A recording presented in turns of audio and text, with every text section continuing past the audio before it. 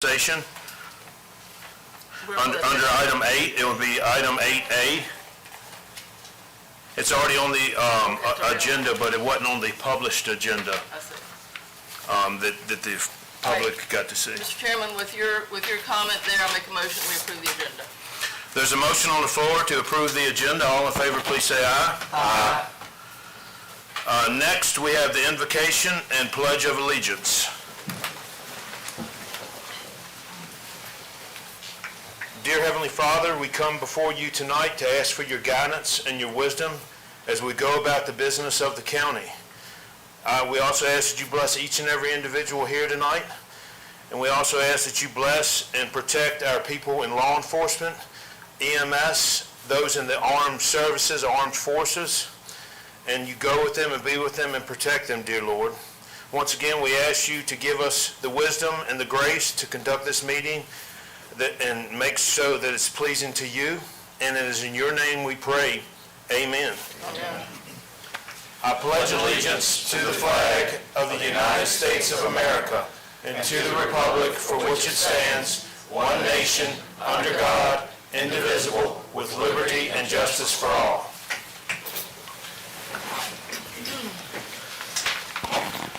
All right, next we have citizen comments. We have some signatures here. I just want to make everybody aware we have a 3-minute time limit regarding citizen comments, and also there's a couple names on here that I recognize that might want to speak under the public hearings.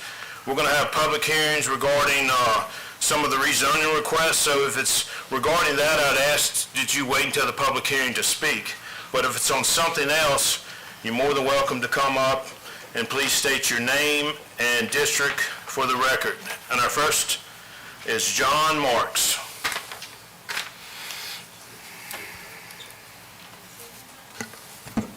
I assume I go to the podium rather than the table? Right here, sir. Yes, sir. Okay. Good evening, members of the board and staff. My name is John A. Marks, Jr., and I reside at 225 Clark Street in Madison Heights, Virginia. That's in District 5. On January the 21st, 2020, the Amherst County Board of Supervisors voted not to open a new cell in the county's permitted landfill. Instead, the decision was made based largely on a study by Draper, Aid & Associates to close the landfill and use the money previously borrowed to open a new cell to construct a transfer station from which county waste would be transferred to a privately owned and operated landfill. Justification for this position was based on several factors. The county would save, on average, $250,000 annually. It would provide the county more flexibility in handling waste. Having only one closed cell to manage placed a limit on the 30-year post-closure cost and certainly reduces the county's liability. Based on the information I have received from several FOIA requests and the May 26, 2022 article in the Amherst News of Progress, I'm somewhat confused and concerned by the actions the county has taken and plans to take over the next several years regarding the landfill and waste disposal.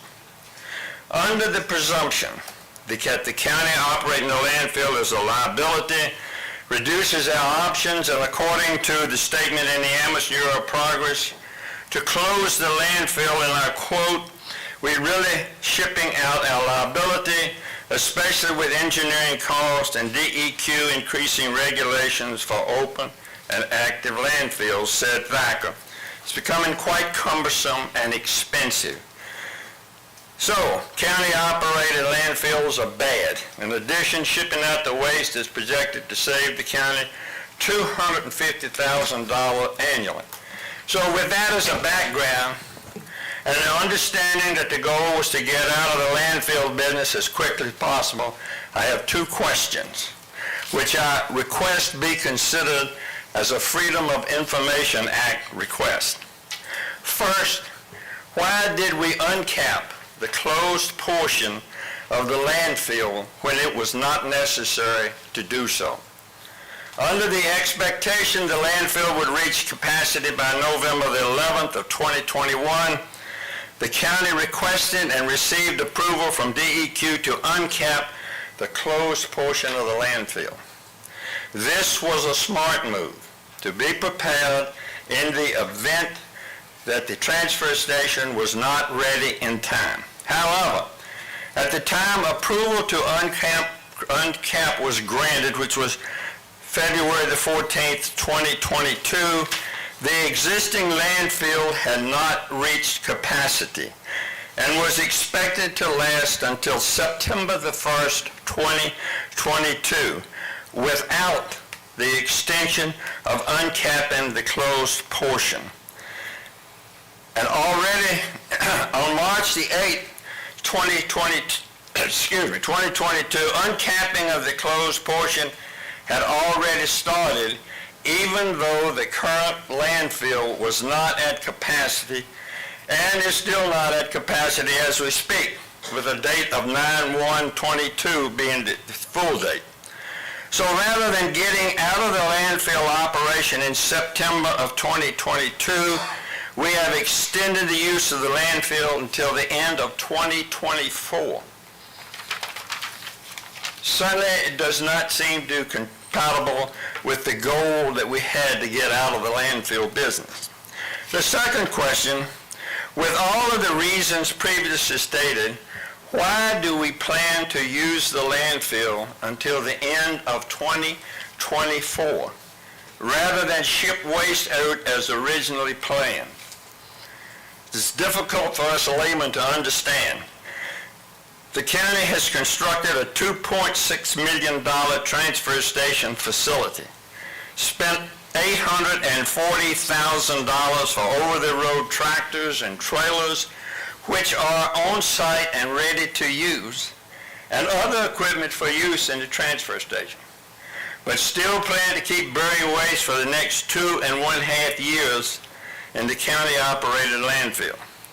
This action does not save the county the projected $250,000 annually, does not decrease our liability, does not relieve the county of the engineering costs associated with the landfill, does not protect us from the increasing DEQ regulations, which are expensive and cumbersome for operating an open and active landfill. In addition, I do not believe these actions support the board's decision of January 21st, 2020 to close the landfill. Thank you for your time and allow me to present my thoughts on this matter. The clerk, I will like my minutes to be, my comments to be included in the minutes. I will send you an email version. Thank you. Mr. Marks, before you depart, if I may, Mr. Chair, you said you've made some FOIA requests. Yes, I have. And FOIA is designed to provide records. You've asked two questions why. You've stated the reasons that you're aware of on what the county did and what records are you requesting? Well, I would like that for us to continue to operate the landfill, somebody had to make some sort of logical, economical, or for some other reason decide that was the way to go. So I would like to have the justification for doing that. The documents that says that's the way in spite of the fact that we built a $2.6 million facility and spent $840,000 buying equipment to transfer our waste. That's what I'm interested in. Okay, we will look for those documents. Appreciate it. Thank you. I'll look for your response. Thank you very much. All right, anyone else wishing to speak under citizen comments, please come forward. We have Ruth Warner on the list. Ruth Warner, if you would, please try to keep your comments to 3 minutes, please. State your name and district for the record. I'm Ruth Ann Warner, and I'm District 2 on 885 Bearfield Road, Amherst, Virginia.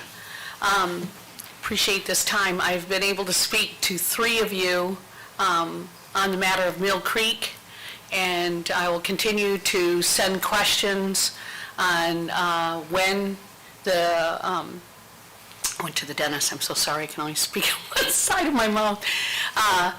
The survey is complete, and if you can answer that. And I know there's 30 of us that reside around Mill Creek, and I think all are involved and want those answers as well. So we appreciate letters when you take action in that. I understand that there will be an impact study, so please inform all of the families. We are unified, and some of the other community members are unified, one for the preservation of the water. And I understand from the little research I've done that it was a reservoir for the Amherst County citizens' drinking water. So I think the impact study will matter for that. I am very concerned, along with our family, we've come here repeatedly, we'll continue, for the wildlife. Then we are citizens, the 30 families around there, and I think our safety, our property lines are important, and I'm thankful to hear from several of you on the administration that that is important to you as well. So please keep all of us involved that are so closely related to the lake, and of course other citizens, even though they don't live around that lake, are very concerned about the preservation of the lake. Thank you. Thank you. Is there anyone else wishing to speak under citizen comments?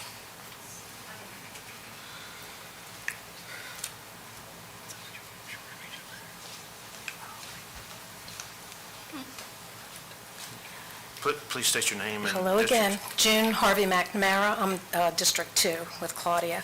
I'm one of the people that live around the lake and very concerned, and I've been really thinking a lot about everything, and one thing that keeps going in my mind was the statement that was made that you want to make Amherst County or the lake that destination spot, destination place of some sort. And I was volunteering. I volunteer at the visitor center for the gardening there. And I went in and got a guidebook, and I was amazed at what we already have. We have 9 trails in Amherst County that are available for biking and hiking. We have 5 parks for people. It's not like we don't have the resources for people to enjoy their time. I didn't get enough books, I didn't count right, but I did mark off where these parks are and where these bike trails are, and our guidebook is very explicit. Thank you, ma'am. So I apologize.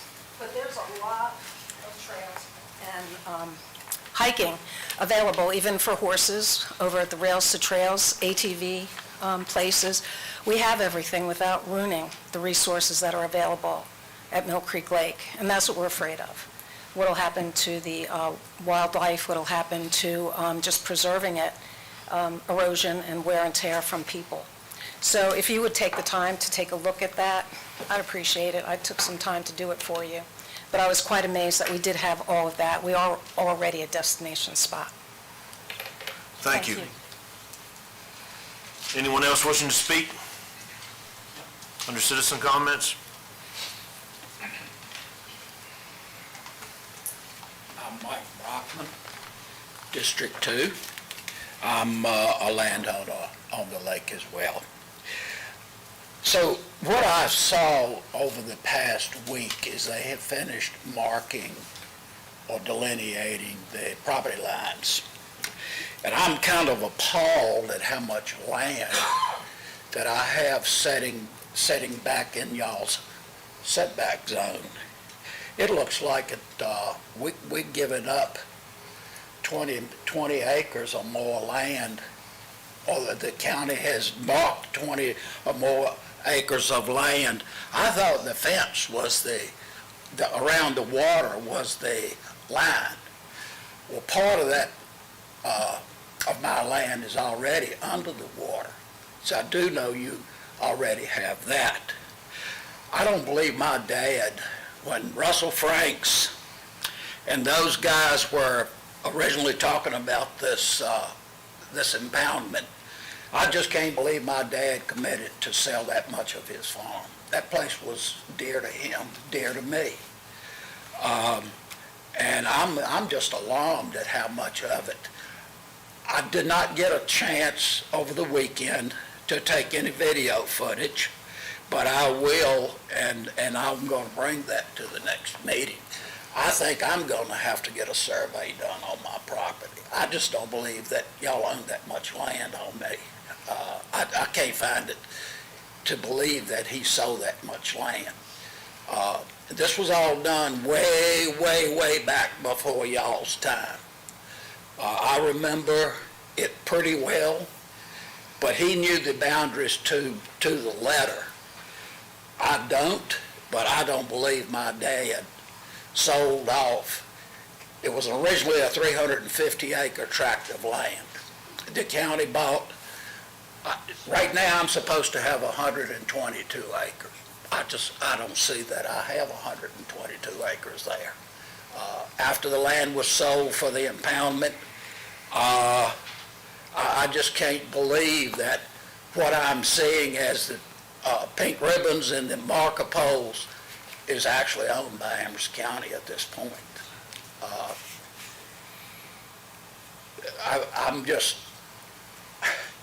I'm at a loss for words almost.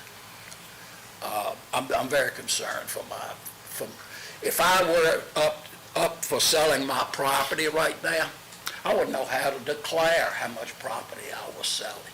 I wouldn't have any idea.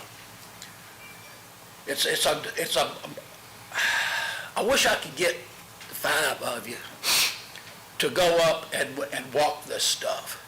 I got sugar bitten, tick bitten last weekend walking through this, and they hadn't finished it at that time. But now they have, and I'm pretty sure that I'm going to have to get a survey done for my own well-being. Thank you. Thank you, Mr. Brogman. Anyone else wishing to speak? If not, we'll go ahead and close citizen comments, and we will move on to our first public hearing. This is zoning request 2022-022, Russell Lee Nixon. Mr. Creasy? Thank you, Chairman, Board. The Board of Supervisors is conducting a public hearing to consider a rezoning request and a modification to the future land use map of the Amherst County Comprehensive Plan. The request is by Russell E. Nixon for the rezoning of a parcel of land at the corner of Dillard Road and Route 130, also known as Tax Map 147-A-175. Currently, the parcel is zoned B2 General Commercial. The request is to rezone the parcel to R3 Multifamily Residential District to allow the property to be developed for high-density residential. The proposed development will consist of 24 townhomes. If you give me a second, I'm going to pull up our GIS map to give you a little bit better understanding of the location in which this rezoning request is for.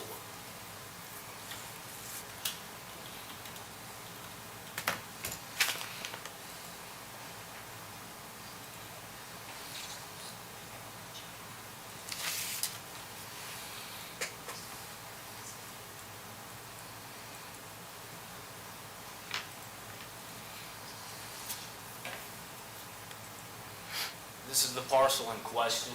As you can see, it's extremely narrow. It's not very wide. It has a good amount of road frontage along Dillard Road and Elan Road. Now I'm going to pull up the zoning layer map for the county to give you a better understanding of its surrounding neighbors. As you can see, to the south of the property, those properties are zoned B2 General Commercial, as the property is now. Across the road, which is a veterinarian hospital, is also zoned commercial. The properties to the south are a brick and mortar business front for, I believe, wall construction and maybe another business.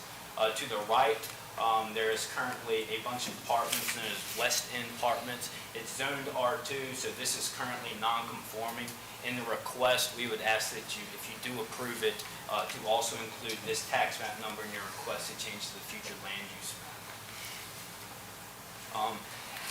I'm about to pass around a letter from VDOT indicating that the proposed entrances drawn up by Mr. Nixon could be acceptable if a site plan is drawn up and fulfilled. In addition to this, there is also a site plan for the proposed 24 townhomes attached to this letter.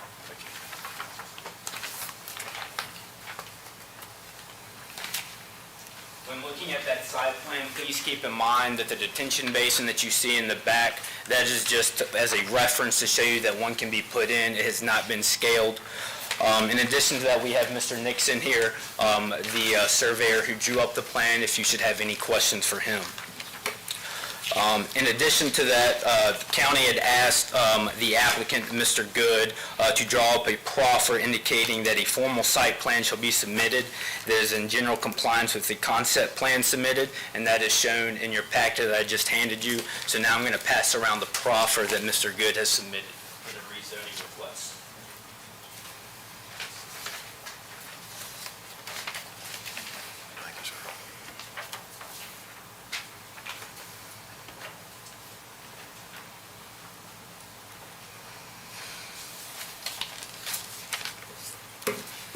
Does anybody have any questions for staff? Yes. What is the current future land use map designation?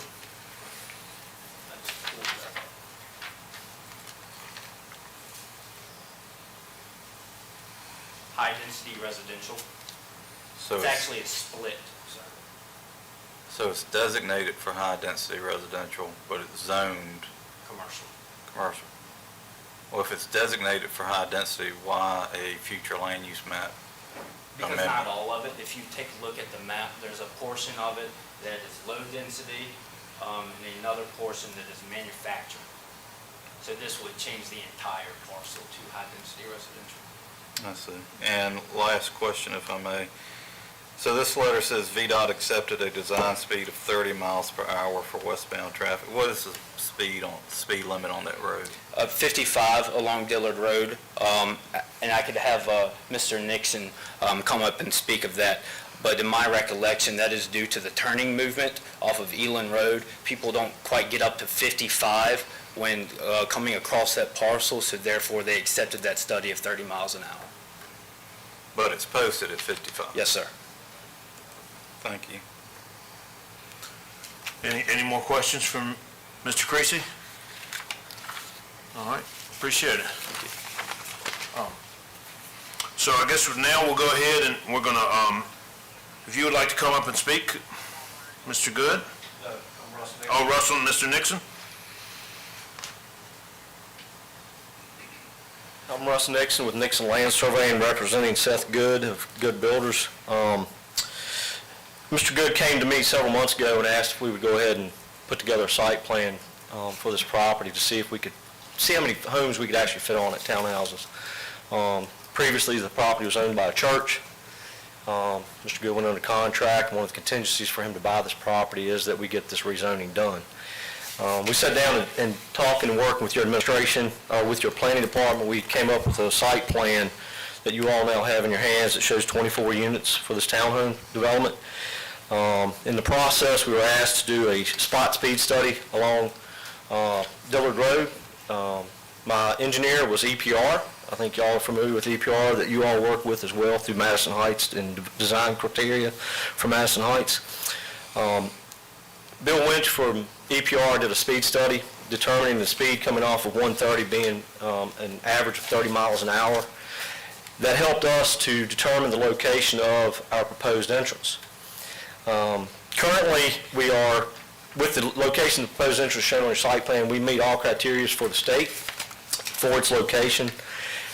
We met site distance, we met stopping site distance, which is very important to the north and to the south. We also are going to be able to work with VDOT to get a design of that entrance done for the formal engineering for the plan. The site plan does show the location of detention pond in the rear. It has not been engineered, however, we will go through that process once this rezoning is approved, if you also see fit. We have water and sewer available, which makes this a very nice process for us for design.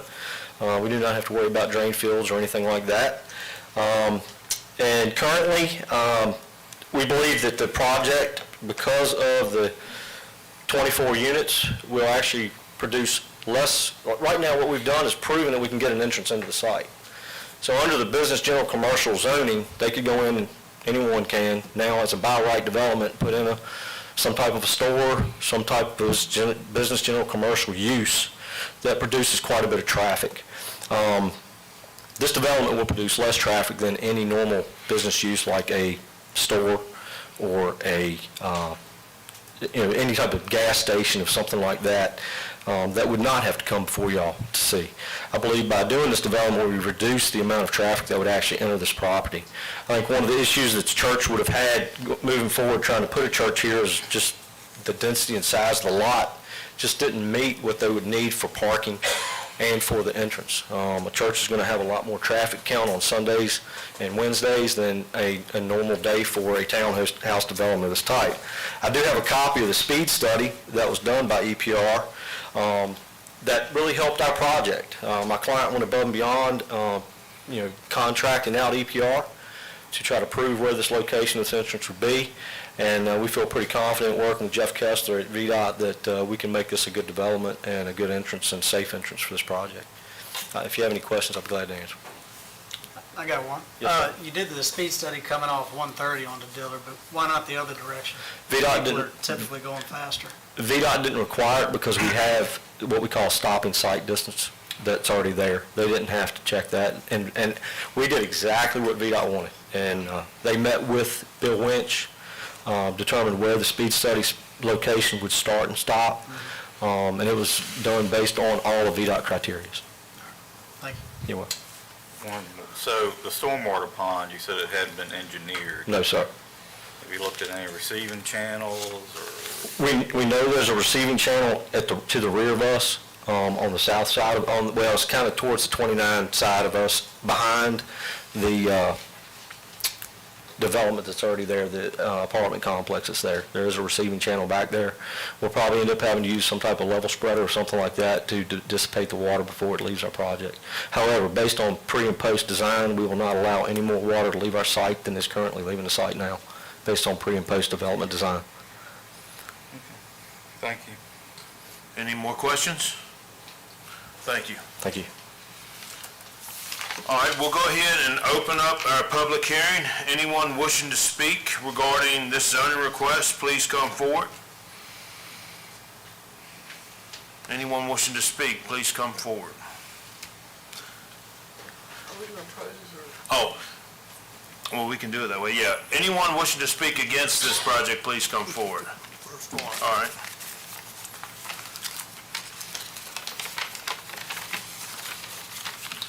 My name is Holcomb Nixon. I live at 123 Younger Drive, Madison Heights. I don't know the district, I'm sorry. Never had to use it before. Anyway, good evening. I'd like to start out by reading a paragraph from the Amherst News Era Progress, dated Thursday, February 24th, 2022. A quote, "The townhome development, if approved, could generate an estimated 140 trips per day on Dillard Road, according to the county." Now, I don't know what they're talking about the county, but that's the end of the quote. This is going to cause some real traffic problems. With traffic volumes what they are, the types of traffic, this is not a good location for 24-unit townhouses. I'm respectively asking you as the Board of Supervisors, please do not approve the zoning request. Thank you. Thank you. Anyone else wishing to speak against this project, please come forward. Good evening, ladies and gentlemen of the board. I'm Alan Nixon, and I'm in Mr. Ayers' district. I'm not sure that my project is. I believe it is. That's my district. I've come in representing the president of Nixon Wall Properties Incorporated, the Dillard Road Office Complex, and also the operations manager for Wall Construction. In February, I spoke in opposition of the rezoning of this project. I sent a letter to the Planning and Zoning Board in May, trying to refresh everyone's memory on my stance on it and my reasons for it. And this letter, I think, came out on the agenda for tonight's meeting. I hope each one of you had a chance to look it over, so I won't keep repeating everything that I've said. But I want for it to go down on the record that I asked that this rezoning not be rezoned, that it stay as is. And I'd like to thank you all for any time and effort you've put into this project. Thank you. Is there anyone else wishing to speak against this rezoning request? Please state your name and district. Mr. Chair, Board of Supervisors, appreciate you hearing me tonight. Jim Thompson.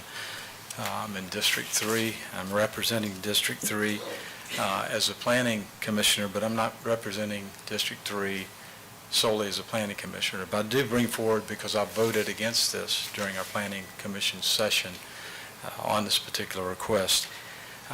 I'm not going to wax on too many points, but there's 3 or 4 that a couple have been mentioned. The posted speed at 55, I think is definitely way too high for that intersection. Coming into that intersection in either direction. I personally went to the site on 3 occasions and observed speed going in both directions. While the speed may be 30 coming from 130 towards 29 on Dillard Road, I have a hard time believing, and I didn't have a speed gun, a radar gun, wish I'd have borrowed my 8-year-old grandson's speed gun he uses in baseball, because the traffic going towards 130, close to the proposed entrance, has to be over 30 miles an hour.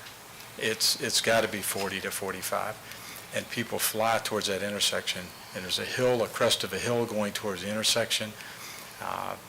Anybody that's driven that way knows there's an old crest going over the hill towards 130. I really think this is just not a good location to rezone from commercial to residential. I think we've got lots of good residential places. One of the things that's been mentioned is the the stormwater pond. I'm concerned only on that because it really limits play area behind there, and I think that I think there's going to be quite a few children, if I had to guess, at a townhome development, and I'm concerned about children's safety with the lack of property behind and a parking lot in front being on Dillard Road. I can see balls being kicked in the road. Again, when I've looked at this 3 or 4 times, I just don't feel great about the property at all being rezoned to residential. I guess in general, looking at the speed coming off of 130 as well, coming towards 29, again, I didn't do the speed study, but people do turn that corner, and if anybody goes that direction, and I think a lot of us do, people like to hit the gas when they hit the top of that hill and take off past the veterinarian. And one last thing I'll say, VDOT didn't require, according to Mr. Russ Nixon, didn't require to put the veterinarian entrance on their plan. I'm not sure why. It's right across the street. And the traffic flow into another commercial business, I think, is very important in this particular situation as well.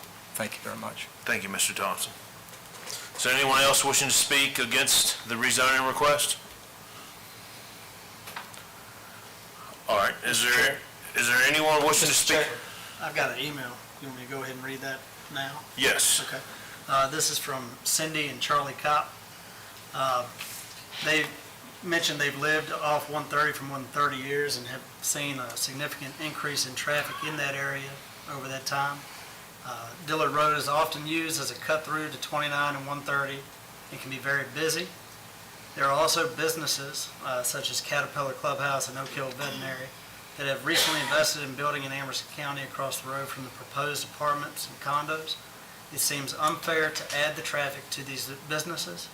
My other concern that she addresses is schools. Amlon and Elon nearly at full capacity with little room to add classrooms. There must be safer locations to build more apartments or condos in Amherst County. Please vote no to the zoning request. Thank you for your consideration. All right. I've received that email as well. I've received another email against the rezoning. I can read it now. It was from Jennifer Bell. I would like to express my concerns for the rezoning of the lot on the corner of Dillard Road and Route 130. I work on Dillard Road and travel it daily as I live in Elan. This is already a dangerous intersection that stays congested at the best of times, at peak hours, 7 to 9 a.m. and 4 to 6 p.m.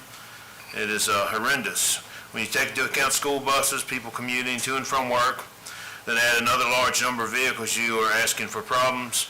I witness near accidents as well as accidents frequently at this intersection. Please reconsider and deny the rezoning for this already dangerous intersection. There are numerous other sites in Amherst County better suited for this development. Sincerely, Jennifer Bell. All right, we will move on. Anyone wishing to speak in favor, please come forward.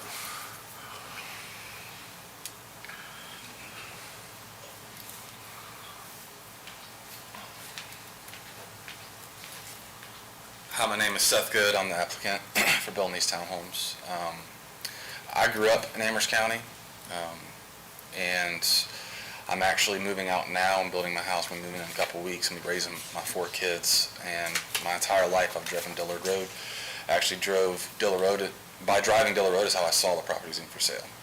We started looking into just the property and just how skinny and narrow it was, and I really didn't see what else you could possibly do with the property. And after doing more research and being a licensed real estate agent myself, I know that there's a need for housing in Madison Heights. We build custom homes, we build beautiful projects and homes for our clients, and I do think that we can build something that's very pretty for the county. I do think there's a big need for it, and if I thought it was unsafe for my 4 kids that I'm raising, then I definitely, wouldn't be trying to push something like this. I would rather have something like this townhome development than a gas station. Everyone keeps talking about, just too much traffic and all these things, but I mean, a gas station or something comparable that it's already zoned for, it doesn't really make a lot of sense to me.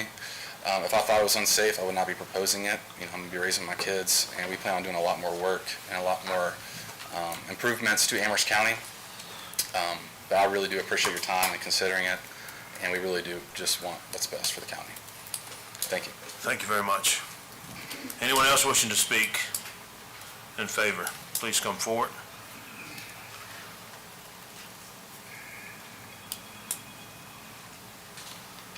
How y'all doing this evening? Good.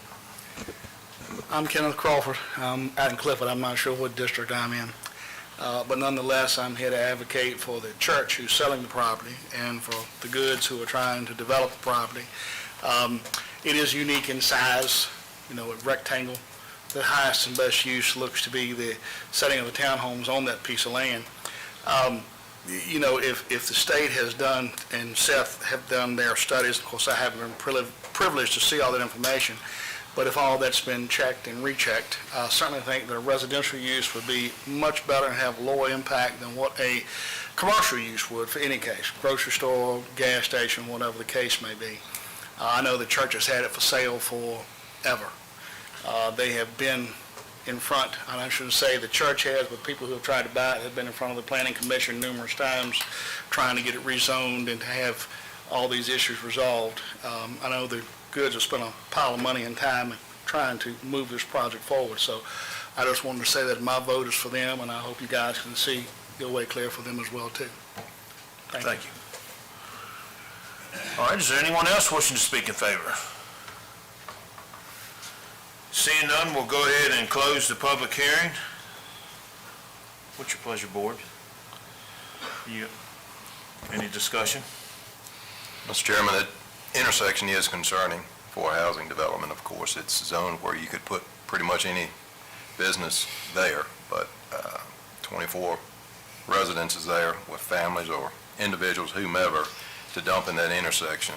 Over the last several years, we know it's a cut through for folks that live on the 130 west part of the county, and they cut through Dillard Road, to get on 130 to go west to their homes, property, or wherever. Then you've got the 130 connector that comes off and dumps to 130. So there has been over the last several years an increase in just the flow of traffic itself, and in addition to the Caterpillar Clubhouse and now the veterinary hospital across the street from this. So through my years, I've seen some pretty horrific crashes in that intersection, as it can be in any intersection, not just that one. But, it does concern me with a residential development right in that intersection that is pretty heavily traveled, and a lot of times the speed limits are not acknowledged, and so I do have some concern with it going in that particular parcel in that intersection. Yeah, I'm conflicted because, there is a need for rental properties in Madison Heights, certainly. But when you look at what Mr. Ayers just said, and then you take a look at that, it is a very unique piece of land, a narrow strip. You've got 24 townhouses on 2.3 acres. That's 10.4 units per acre. And that's awful dense development for that parcel of land, and I have some concerns with that. You're sitting on the what is it called, it's not a bypass, but what is it? It's a byway, a scenic byway that runs through the county. A lot of people drive that on a daily basis. I don't know if that's, would be a problem or not, as far as we've already got residential areas in proximity to that, but I don't think it's the right piece of property for such a dense development sitting on the corner. And this is in my district, District 4, so.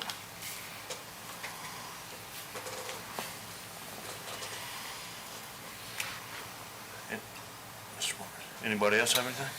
Yeah, I guess my main issue with it is, the design speed was accepted at 30 miles per hour, yet it's posted at 55. It's going to continue to be posted at 55. There is no study done for going towards Elan Road. So, to me, VDOT may have signed off on it, but that doesn't mean that the county has to, so I won't be supporting the rezoning purely for a traffic standpoint. Mr. Chairman, for all the reasons that I've already heard, I will not be supporting this. Anyone else? Make a motion? So I'll make a motion that we disapprove the rezoning. All right, there's a motion on the floor by Mr. Wade. All in favor, please signify by saying aye. Aye.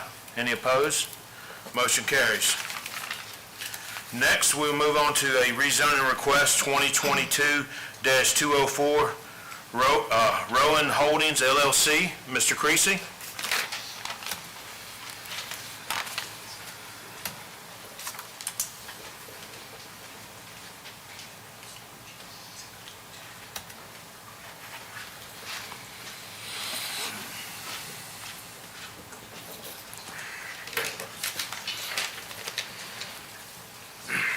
Chairman, Board, this is a public hearing to consider a rezoning of multiple parcels of land and changing the future land use map that is included in the Amherst County Comprehensive Plan.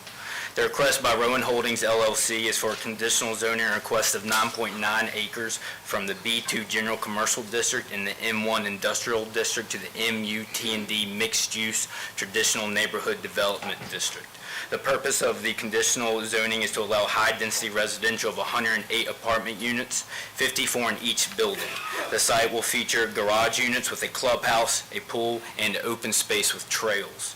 The property is identified as tax map numbers 156-A-3A, a portion of 156A3, a portion of 156A5, a portion of 156-1-2, lots 3, 4A, 5, and C, all a portion of, and 156A4. The request includes an amendment to the future land use map, as already indicated, to urban development area. The applicant, Mr. Sam Patel, is interested in developing the 180 acres to build a mixed commercial and residential development. This can be seen here on this plan that Mr. Warren has brought up. So the current rezoning request is only for this portion shaded in blue, and what I'm about to speak on is for the rest of the development, just to give you a little back information for what's forthcoming. So as stated, Mr. Patel is interested in developing the 180 acres to build a mixed commercial and residential development. According to a letter from Mr. Warner dated May 11th, 2022, his interest is to give Madison Heights a boost in growth with aesthetically pleasing architecture and build a community neighborhood within Madison Heights. Included in your packet is an impact analysis, which indicates that there's roughly a net positive revenue of between $800,000 to $900,000 per year after full build-out.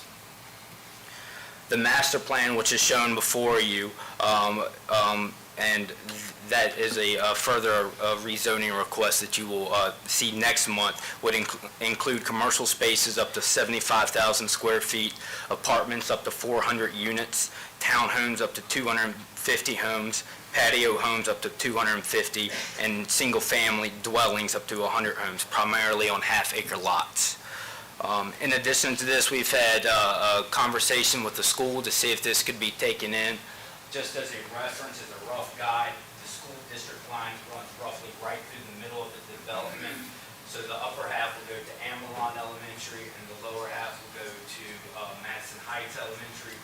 According to the Amherst County Schools, they are currently below capacity of what they've seen 5 years ago, so they have plenty of room to take in this type of development. In order to accomplish this development, though, the applicant is requesting to rezone 13 parcels in 2 steps. A portion of the B2 zoning will be changed to mixed-use traditional neighborhood development for multifamily development. This request of the 9.9 acres, which is shown highlighted around in blue, is part of the first one. The largest portion of the land area is zoned M1. That's the second half. And he also plans to rezone that to MUT&D.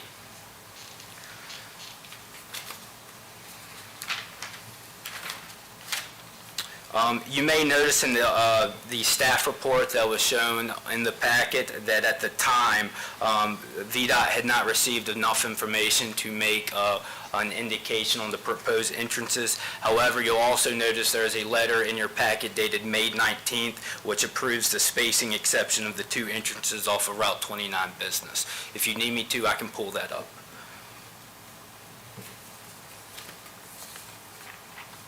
A couple of impacts, concerns, and notables about this rezoning. The property is located within the county's designated growth area for public water, as can be identified in the comprehensive plan. Therefore, the property is also served by public water and public sewer, and there's plenty enough infrastructure in those realms to meet the needs of this development. In addition to that, I'm about to hand out the proffers that were approved by the Planning Commission and submitted by the applicant. Just for your reference, proffers run with the land until the property is rezoned. Once accepted as part of the rezoning, proffers continue in effect until a subsequent rezoning changes the zoning of the property.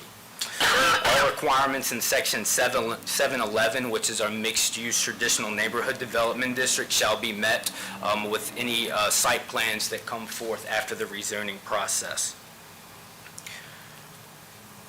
And just as a reference, this district will facilitate development of projects that feature a mix of land uses and building types closely linked by a network of streets, sidewalks, formal and informal open spaces, and trails. So as you can see on this plan, there's numerous sidewalks. There's a lot of inroads in between the townhouses and a lot of open space. I'm now going to pass around the proffers that were approved by Planning Commission and now have been brought before you for the rezoning request. Thank you. Thank you, sir.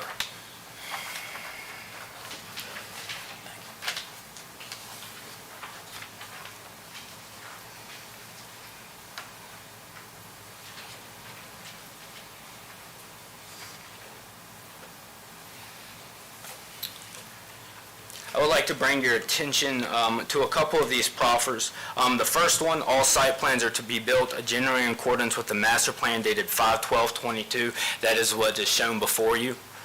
In addition to that, there is also another proffer, number 7, that talks about the what the proposed apartments would look like.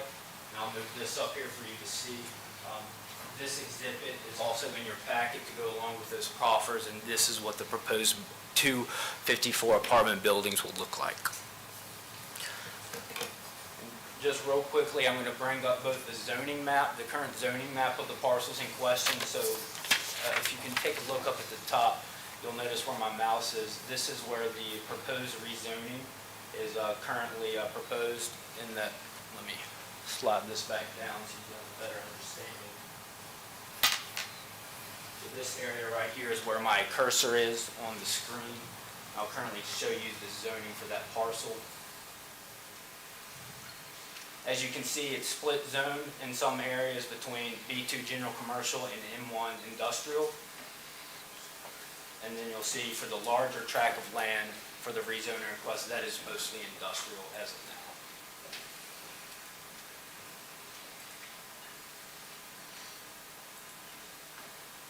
and the current future land use map indicates this parcel, it popped up, as our urban development area.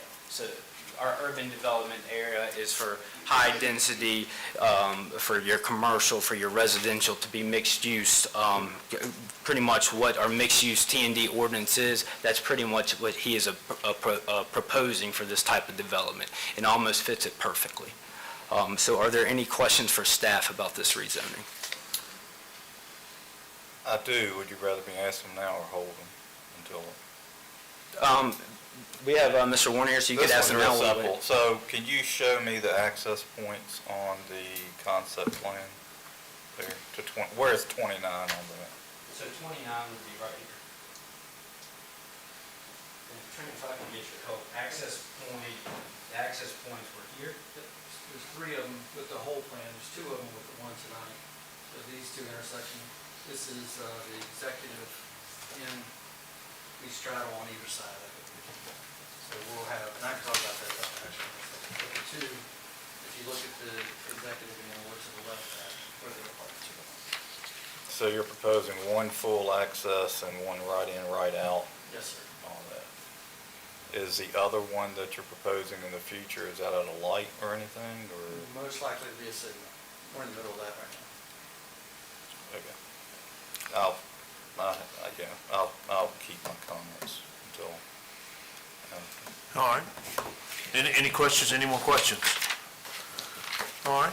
If I may add one more thing, in regards to the traffic impact analysis, that's currently being done right now for the major development. What you have before you, that exception request for the spacing, that is just for the front 9.9 acres rezoning. That traffic impact analysis is being worked on right now by Hurd and Profit, and that analysis will help VDOT determine if a traffic signal is needed or what all would be required on Route 29 for full build-out. Okay, thank you, Tyler, appreciate it. All right, we're going to go ahead and open the public hearing. Anyone wish to speak in favor of this zoning request, please come forward. Thank you, Mr. Pugh. Board members, my name is Trent Warner. I'm with Hurd and Profit.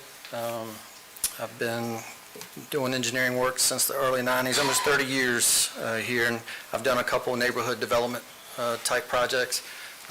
This is one of those, and hopefully you'll get as excited as we are after you hear some of this. The owner started, and Sam, the developer, is here too, and I don't do a good enough job by myself, so he's going to come up and fix the things that I needed to said. But he started last July coming up with what he could do with the property. We came on board, Hurd and Profit, and we met in November. And early on, we called the planning staff because Sam wanted to do something different, not just a development from a developer standpoint, but what is from a county standpoint. And he'll tell you a little bit more about that, about his background being in the county. And so we worked with Mr. Bryant to discuss that and heard things like parks and trails, municipal services, open space retail, bringing in the community. And as we started brainstorming after that meeting, Josh Marsh, who is also here, who actually did the layout that you see in front of you, it just hit that this is Madison Heights Town Center. So let's bring something to the middle of Madison Heights. It's its own neighborhood within a neighborhood, if you will. So that's sort of what the layout that you see in front of you. Just to let you know, that was a lot of work between then and now. There were several iterations of that as well. To go above and beyond, Mr. Patel also did his own report. I've never had I guess a developer do that, but the revenue study and how it affects the county, he did that as well. And I'll just be frank, I've had other developments that we call stack and pack. They wouldn't dedicate 13 acres in the central part as a park. That's a completely different attitude, if you will. And that is sort of the draw. It's the hub. It's the open space. It's what's going to bring the community in together. So that was sort of the layout and the master plan. We, as I said, did several iterations, the revenue being what it is, reduced some of the apartments that we had on the site. We would have rezoned the whole thing. We Sam is really aggressive once this thing wants it to get going. The discussion about VDOT and how long that was going to take, we had a very long meeting with them early on. There's about 9 or 11 intersections that have to be studied with the bigger plan. There was also discussion about their study, whether or not that their numbers that they've done recently for a traffic study were valid because of COVID. We are actually trying to meet with them again this week to see if the numbers we have are right. We've been out doing, I think we've done 4 traffic counts ourselves to compare it against those numbers. So it's a lot of work that's been going on. But we could get these 2 intersections right off the bat. We knew we had that with the spacing. And you got to change the dynamic on funding, and we know what rates are doing. And if we can get this thing built, as soon as we can get it built, we have income coming, and that's just kind of how development flows. So that was why the push is what it is for these 2 apartment buildings. So this in front of you is the 10 acres, if you will. The other 170 acres will be coming to you next month. We've actually, in that one, proffered that we won't submit any site plans without having that figured out. But we are trying to get it rezoned. We have another property that wants to be developed on the northeast side with a church. So things are happening fast, and we're here tonight for the 10 acres. The 170 acres will be in front of you next month. I'd be happy to answer some of the technical questions. Tom had asked the thing about the intersections, and I guess I'll throw it out there. So the 2 intersections that we're going to build, as I said, if you look at the executive end, you got our buildings that are going to be next to that. We're going to have 2 intersections. The one to the right of that, in between the inn and us, will be a full intersection, coming in and coming out. The one that's on the left of our development, the one at the top you see, is a right in, right out for our development. Once the full development gets built, likely it's going to be a traffic signal at our lowest most intersection when the other 170 acres gets developed. So then our full intersection will likely switch also to a right in, right out. So that's probably how we're going to manage that, but that's still to be determined. So I know I can see another question coming. But I'd be happy to answer more engineering questions. We've done some wetland and stream delineations. Been very pleased to find very little wetlands on the site. From a developer standpoint, that's pleasing. Really, Williams Run is the water body that we'll have to deal with, and we will permit that appropriately.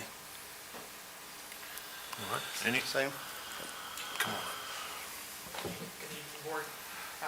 I'm Sam Patel, and of course Trent has done, and Tyler have both done a great job of explaining the development. Of course, we're here tonight just, to talk about the 9.9 acres. So I'll leave that down there for you to look at. I just did want to give you a little bit of background about how this fits into the larger development. As Trent mentioned, we did start the process with the Planning Commission about a year ago. And in one of those kind of early conversations with Jeremy Bryant. Could you step up to the mic? Absolutely. Is that a little bit better? Yeah. One of those early conversations with Jeremy, we asked him, what do you guys envision for this space? It's currently zoned industrial, and it's I think less than ideal for industry to be back there. And he kind of told us some of the things that the county was interested in, and I think we've worked really hard to try to incorporate his suggestions. We did want to create a space around which Madison Heights could build kind of a central hub, or even a little bit of an area where people could gather. And that's really kind of how that central point idea was born in the development. We do propose a future dedication of about 13 acres in the middle to include amenities like a splash park, pavilions, and things like that for the community. I think it's probably important to say, I'm from here too. I live about 5 minutes away from the proposed development. I drive by it every day. That's actually also how I figured out it was for sale, because I just drove by the sign every day, year after year, year after year. And one day kind of wondered, why is that for sale? Why is it still for sale? And it was just, I think, good timing in life. And so that's a little bit about me and what we hope to accomplish in the greater scheme of the development, the greater plan. We really just want to want to do our best job and make Madison Heights, as great as we can possibly make it. We believe in the community. We're residents of the community and think that it can have great growth. It's poised to grow, I think. And, we're happy to be a part of that and excited to have your consideration this evening. Thank you. Appreciate it. Is there anyone else wishing to speak in favor? Is there anyone here wishing to speak against? Seeing none, we'll go ahead and close the public hearing. Board, do you have any further questions, Mr. Martin? Mr. Warner.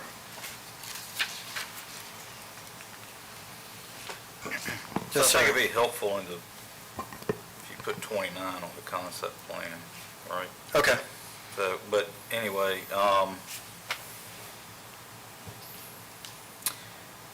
so, we just had a petition where we talked about access and waivers. Yes. Quite frankly, I think that a full access onto 29 right there for a large apartment complex, long-term, is not good at all. So, if there were any kind of assurances that you could give the county that as part of the other development that may come, if it's approved, that it would be changed to right in and right out, I think that would be very helpful. Okay. If you guys would consider that. I'd like to go through the proffers if we could. Okay. All right? Yeah, sure. And if I may, if I'm just expanding on what you're saying, so when we go to rezone the other part of proffer, that would say that one full access would turn to right in, right out, would be something to think about adding? Yes, I think so. When that other intersection, okay, that's a good idea. Either then or now. Okay. So one, okay, you're going to build it kind of like you're showing on the site plan, right? Two, all the utilities are to be underground. Okay. The densities and design shown on the current rezoning for 9.9 acres will be adopted within the upcoming 170.1 acre development rezone. Okay. So what does that mean? Yeah, sorry. It is a little confusing. We wanted you to realize that this 9.9 acres is not standalone. It is encompassed in the 180 acres. It's just we cut out this 10 acres to start so we could get our site plans going. The other 170 acres that you'll see next month also references in their proffers that we are going to suck that into this as well. It's all MUT&D, and it was all strange traveling with Jeremy about how to get here. I don't think an MUT&D has been done in the county, so we were just kind of trying to navigate our way through it, and that was one of the proffers that came from that dialogue. So basically, proffers 3 and 5 are saying that this is part of a larger T&D development. Yes, sir, absolutely. Number 6, developer agrees that no future site plan shall be approved east of the creek named Williams Run without an agreement between Amherst County and the developer, Rowan Holdings, regarding open space parks and the exception of the future parcels 26 and 27 designated church facilities as seen on the master plan dated 5/12/22. So what are you trying to say? Man, that's fantastic. I'm glad I should have brought that up in the presentation. So here, beyond the apartments, Williams Run, for the pun, Williams Run runs through this part here. There's some open space that's here that we would consider a park. There's an open space here that's a park. There's some open spaces on either side of the central park, and those are, if you will, going to be HOA parks. And then the park in the whole middle, the 13 acres, we envisioned as a public space. But there's a lot of dialogue and a lot of negotiations that has to be done. I mean, what if the county doesn't really want that? You know what I mean? It's still a lot of back and forth that still has to be done.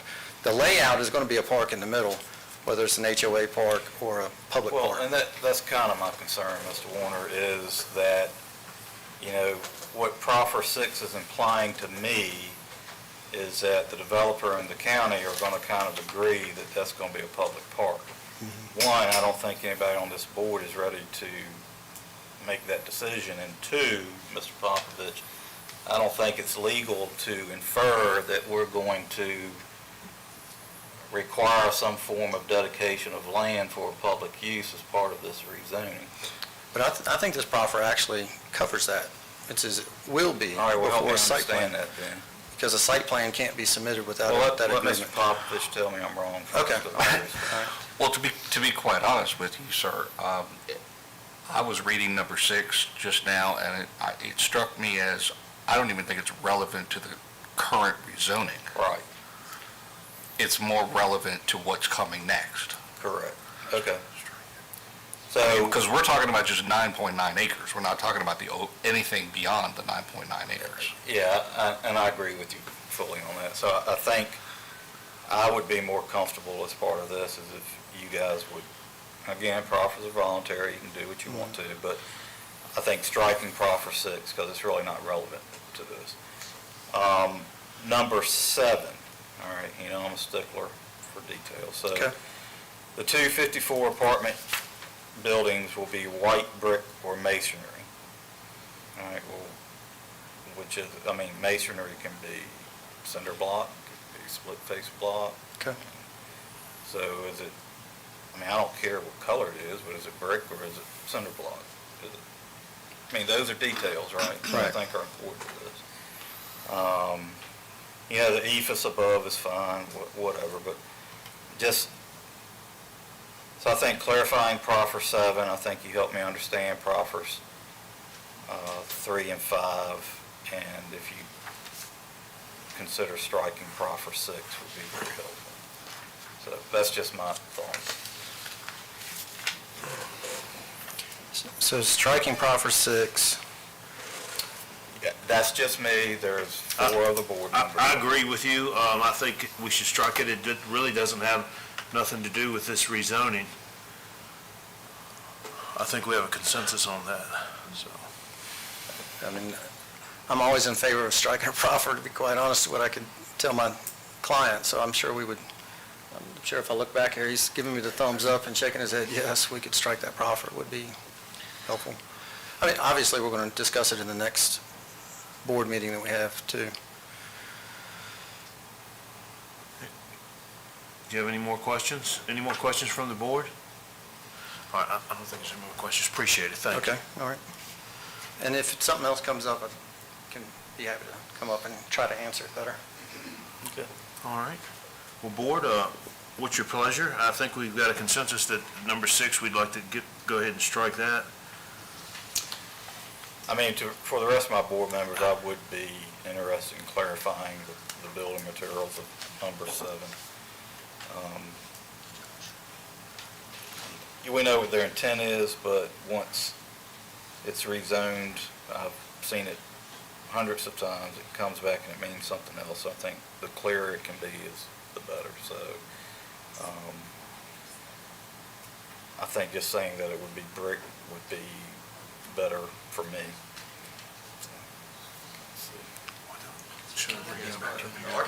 Oh, yeah.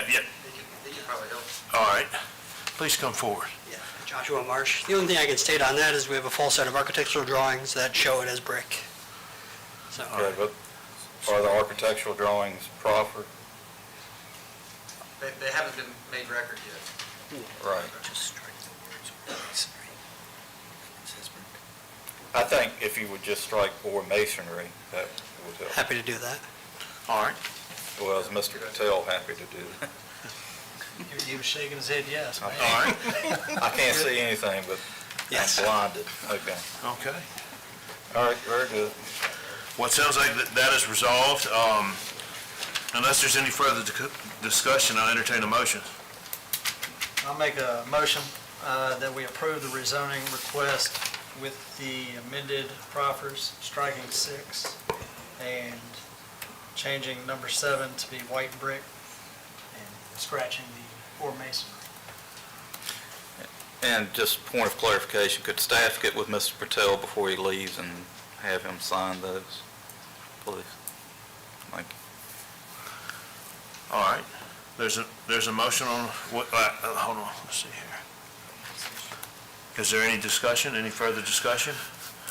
If not, there's a motion on the floor by Mr. Wade. All in favor, please say aye. Aye. Any opposed? Motion carries. Thank you, Mr. Patel. We look forward to seeing this come up and get to going, throw some new life into Madison Heights, and we appreciate everything you're doing and look forward to working with you, so thank you very much. All right, next we have another public hearing. It's a special exception request, 2022-196, Josh Huffines, Motor World. Chairman, Board, this is a request by Joseph Huffines of Motor World for a special exception in the B2 General Commercial District. The purpose of the special exception is to allow an automotive repair garage at a location that sells used cars. The request by Joseph Huffines of Motor World, as I said, is for a special exception request in the B2 district, which is right up the road from the rezoning that we just heard about. It's going to be right here at this parcel right here where my mouse is. Formerly as known as the Best Bet, I believe, back in the day, and I've heard that it used to be perhaps like a ice cream parlor, but I think that's way before my time. It was a Royal one time, Royal Chevrolet or something. Okay. Okay. So Tasty Freeze was the original use of that building. Okay, so it wasn't but it was a Tasty Freeze. Awesome. Well, this request serves an expansion of an existing business in Madison Heights. Currently, Motor World operates a facility to the north of this parcel and sells used cars. The company plans to expand their business in Madison Heights at this facility to sell used cars and repair vehicles.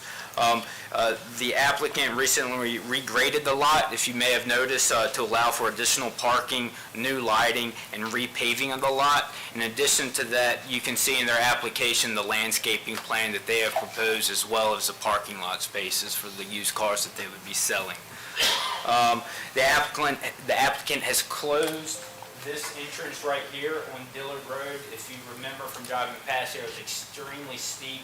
So they've actually made this a lot safer through here. So this entrance has been closed. However, they'll still be using the entrance on 29 Business, as well as this entrance and this entrance in the back. So two entrances off Dillard Road and one off of Business 29.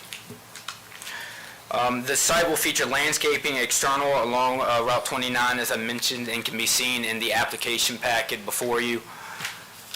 In addition to that, let's see here. I was informed by the applicant, when he's applying for the automotive repair garage, that doesn't necessarily mean he's going to be open for John Smith off the road to bring his car there to get repaired.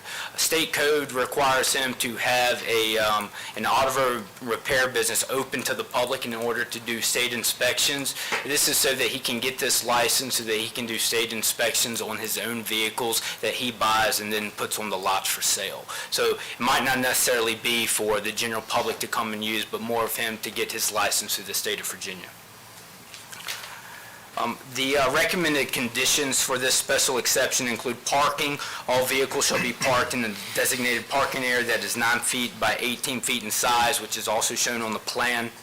Lighting, all proposed lighting shall be glare shielded and directed so as to prevent illumination across property lines, and no light shall be installed that the zoning administrator finds will adversely affect traffic on Route 29 or Dillard Road. For outdoor storage, there should be no miscellaneous items shall be stored outside the building other than vehicles that are waiting repair, or of course for sale, since it is a used car sales lot. Entrances prior to the issuance of the zoning permit, the applicant will be responsible to ensure that the Virginia Department of Transportation minimum standards are met. With their ESC plan that they did for their mass grading out there, I actually had VDOT sign off on that plan, so all of those entrances have been approved and they're good to go. Trash disposal, with outdoor trash disposal facilities used, it shall be properly screened. None are proposed at this time. We do not foresee any. All equipment associated with the proposed use shall be installed and used inside the building. There's actually a garage. The bigger building that you see on the lot towards the back half of it is very open, and that is where the garage is at. As I've already mentioned, landscaping, and that plan is attached to the application, and repair vehicle parking. All vehicles waiting repair shall be placed in a designated parking area that is in general conformance with the submitted site sketch as determined by the zoning administrator, and the maximum time that those vehicles awaiting repair can stay on the lot is 10 days.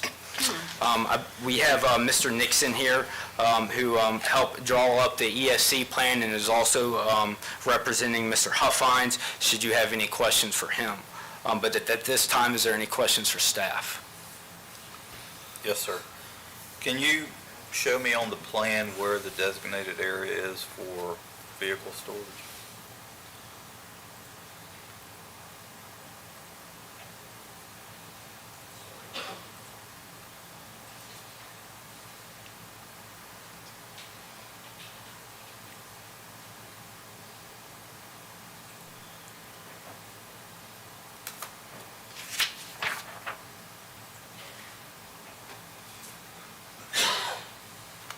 I would assume, and Mr. Nixon, you might be able to help me speak on this, I would assume that these are going to be in the back, where these back parking spots are, in the back of the building. This is where they would be designated if they do bring in people from the public. But like I said, this is mostly for his own vehicles that he buys from auction, brings in to do any necessary repairs to get a state inspection in order for him to sell the vehicle. Okay. Mr. Wade? Yeah, I'm probably going to ask his next question. How are you going to ensure that they're only there for 10 days? Is your mic on? Oh, I thought it was. Yeah? Can you hear me now? Yeah. How are you going to ensure the vehicles are only there for 10 days?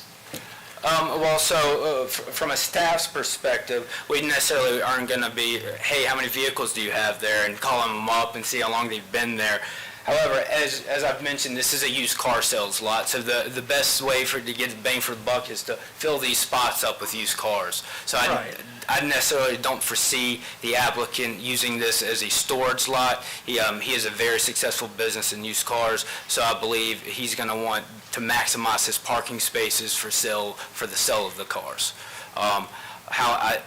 As of right now, the way that we enforce those type of things, if we receive a complaint from either a neighbor or if we're just driving by, since this is on 29 business, if it looks like the site is starting to get cluttered, we'll typically send out a letter indicating of his special exception requirements and letting him know that it looks as though, or appears to be, that there are several cars that have been waiting repair that have elapsed at 10 days. So please correct this in 30 days.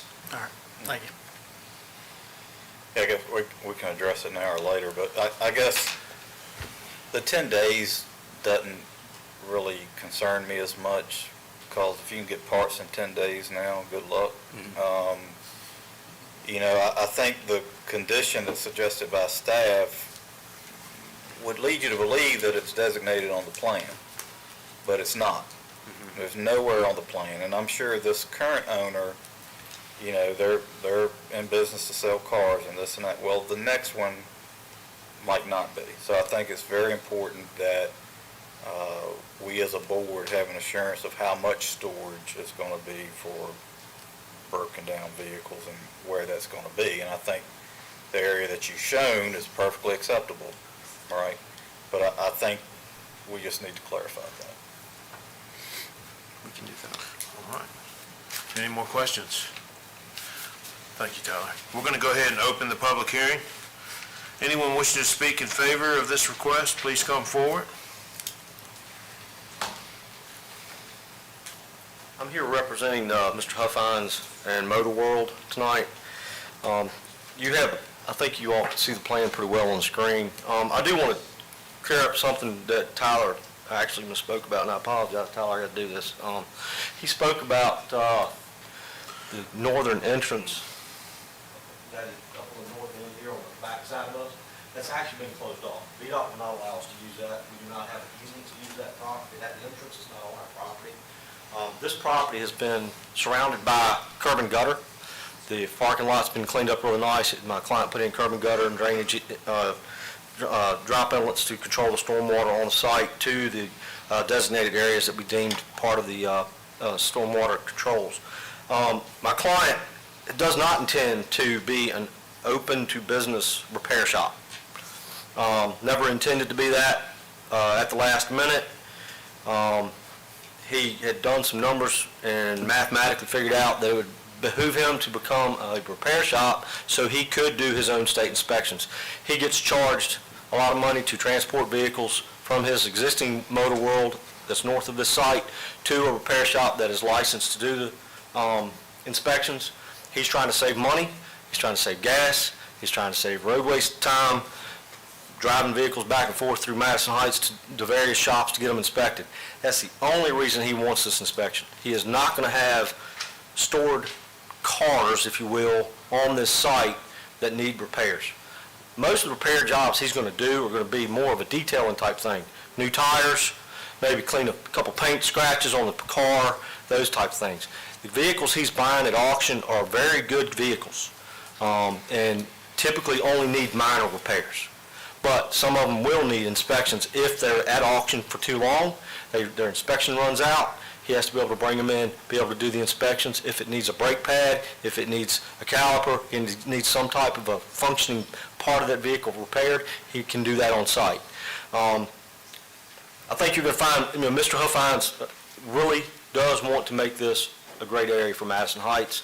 I think by cutting the hillside down like we did 4 to 5 feet, it gives a better visibility for the building. The landscaping we proposed is a nice touch to the property. And I believe, I think if you're looking at my design for the flow of the traffic, we've done a pretty good job of controlling that on site and allowing it to be a much safer development. If y'all have any questions, we worked with VDOT pretty hard on this. Closing off that front entrance closest to the light was a big deal for us. We struggled with it, whether we wanted to really do it or not. I recommended we do it because it was not a very good entrance to begin with. And VDOT was imperative, they were imperative in making this design work for us. If you have any questions, I'll be glad to answer. Thank you. All right, thank you. Anyone else wishing to speak in favor? Anyone wishing to speak against?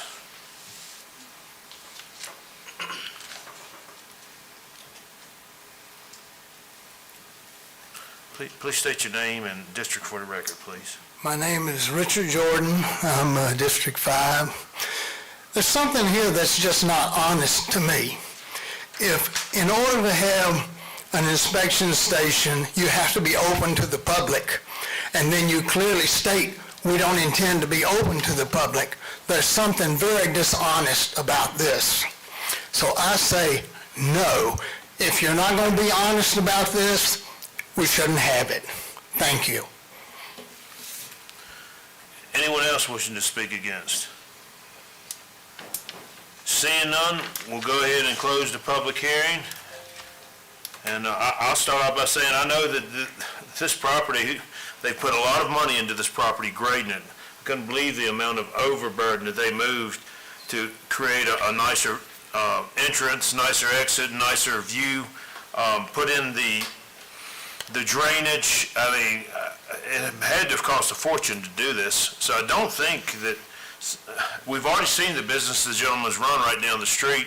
He has advertising all the time on YouTube and all these other he does a good job, so I wouldn't see why this would be any different. Plus, it was a used car lot, it was a garage, it fits perfectly with what it has been, so I have no problem whatsoever with this Mr. special Chairman. exception. Mr. Chairman, Yes, sir. I think if we go back a few years and think about another location is where this young man has a business now. That used to be Pap's Hardware and was Madison Heights Memorials. And what he's done with that piece of property over the last couple of years is pretty phenomenal with what he's done there and how that property always looks. I think it represents the county well and what he's done there, and obviously he's made a substantial investment in this piece of property at Dillard 29. Mr. Huffines, to be a young man, has definitely put in a lot of hard work to make sure that his properties and his business are truly look nice and are aesthetically pleasing to our community. Yeah, I agree. It's, what you've done with that property is nothing short of amazing, the way you've graded it out, the curb and gutter. The only suggestion I would have for us as a board is to consider amending condition number 8, that all vehicles waiting repair shall be placed in the 14 spaces adjacent to the northern facade of the existing building, which is where you said the maximum time any vehicle can be on the parcel is 10 days. You know, I'm not sure if we need that. I think if we leave it, we should say the maximum time any vehicle for repair can be on the parcel is 10 days, because I'm sure he doesn't want to say he can't have a car on the property for sale longer than 10 days. Right? So, yeah, I would recommend we amend condition 8 to include those things. All right. Anything else, board? You want to make that a motion? I would. Okay, I would make a motion that we approve the special exception request with the amendment to condition 8 that would state all vehicles waiting repair shall be placed in the 14 parking spaces adjacent to the northern facade of the existing building. The maximum time any vehicle for repair can be on the parcel is 10 days. All right, there's a motion on the floor by Mr. Martin. All in favor, please say aye. Aye. Any opposed? Motion carries. You're welcome. All right, we got another special exception, 2022-202 Foxtails Lilies LLC.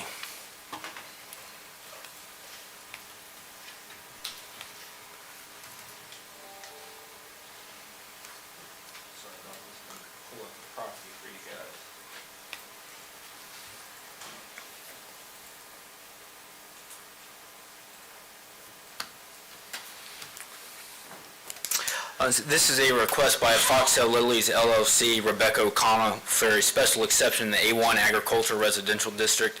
The purpose of this special exception is for a short-term tourist rental of a dwelling. The location of this property is 196 Athlone Lane, also known as tax map number 40-A-89. The parcel size is 31.4 acres, and its current use is a single-family dwelling. The surrounding land use areas for this proposed request is it's all zoned to A1 around it, single-family dwellings, and then, of course, you've got Route 151 due to the southwest. Land use plan designation is agricultural limited, so as it is now, and they currently have on-site water and on-site septic systems. See here, the property is 31.4 acres, as I mentioned, and features a main dwelling and 7 preserved 19th century domestic and agricultural buildings. These buildings include a brick kitchen, a fieldstone building, 2 hay barns, a hay and animal barn, a corn crib, and a smokehouse, as well as 3 barns and a tool shed that were added in the 1940s. Section 916 and its regulations, I won't go over those. Those are included in your staff report, and all those shall be met if the special exception is approved. The conditions that staff has recommended for this special exception is the main ones that you typically see for an Airbnb: lighting. All outdoor lighting will be glare shielded and directed to prevent illumination across property lines. If you're not familiar with this property, they have an excellent tree line in front of the house, so any lights that are around the house, you cannot see them from even Athlone Lane, to be quite honest. Sewage facilities, the applicant shall follow all regulations prescribed by VDH and will be ensured to get confirmation from the Department of Health about the current septic system that they have out there. For parking, guests shall be required to park on the property and not park on the neighboring lots or any right-of-way. There is a fairly good-sized driveway with a circle parking loop, plenty access for parking. For public safety, this should meet all requirements set forth by Director of Public Safety. That house sits approximately about almost 150 feet away from the right-of-way, so it meets fire access requirements, so they're good there. And then, of course, as I already mentioned, the applicant shall meet all requirements of Section 916, which regulates short-term tourist rentals, and that's included in the staff report. Are there any questions for staff at this time? No questions, Tyler. Appreciate it. Thank you. All right, we'll go ahead and open the public hearing. Anyone wishing to speak in favor of this request, please come forward.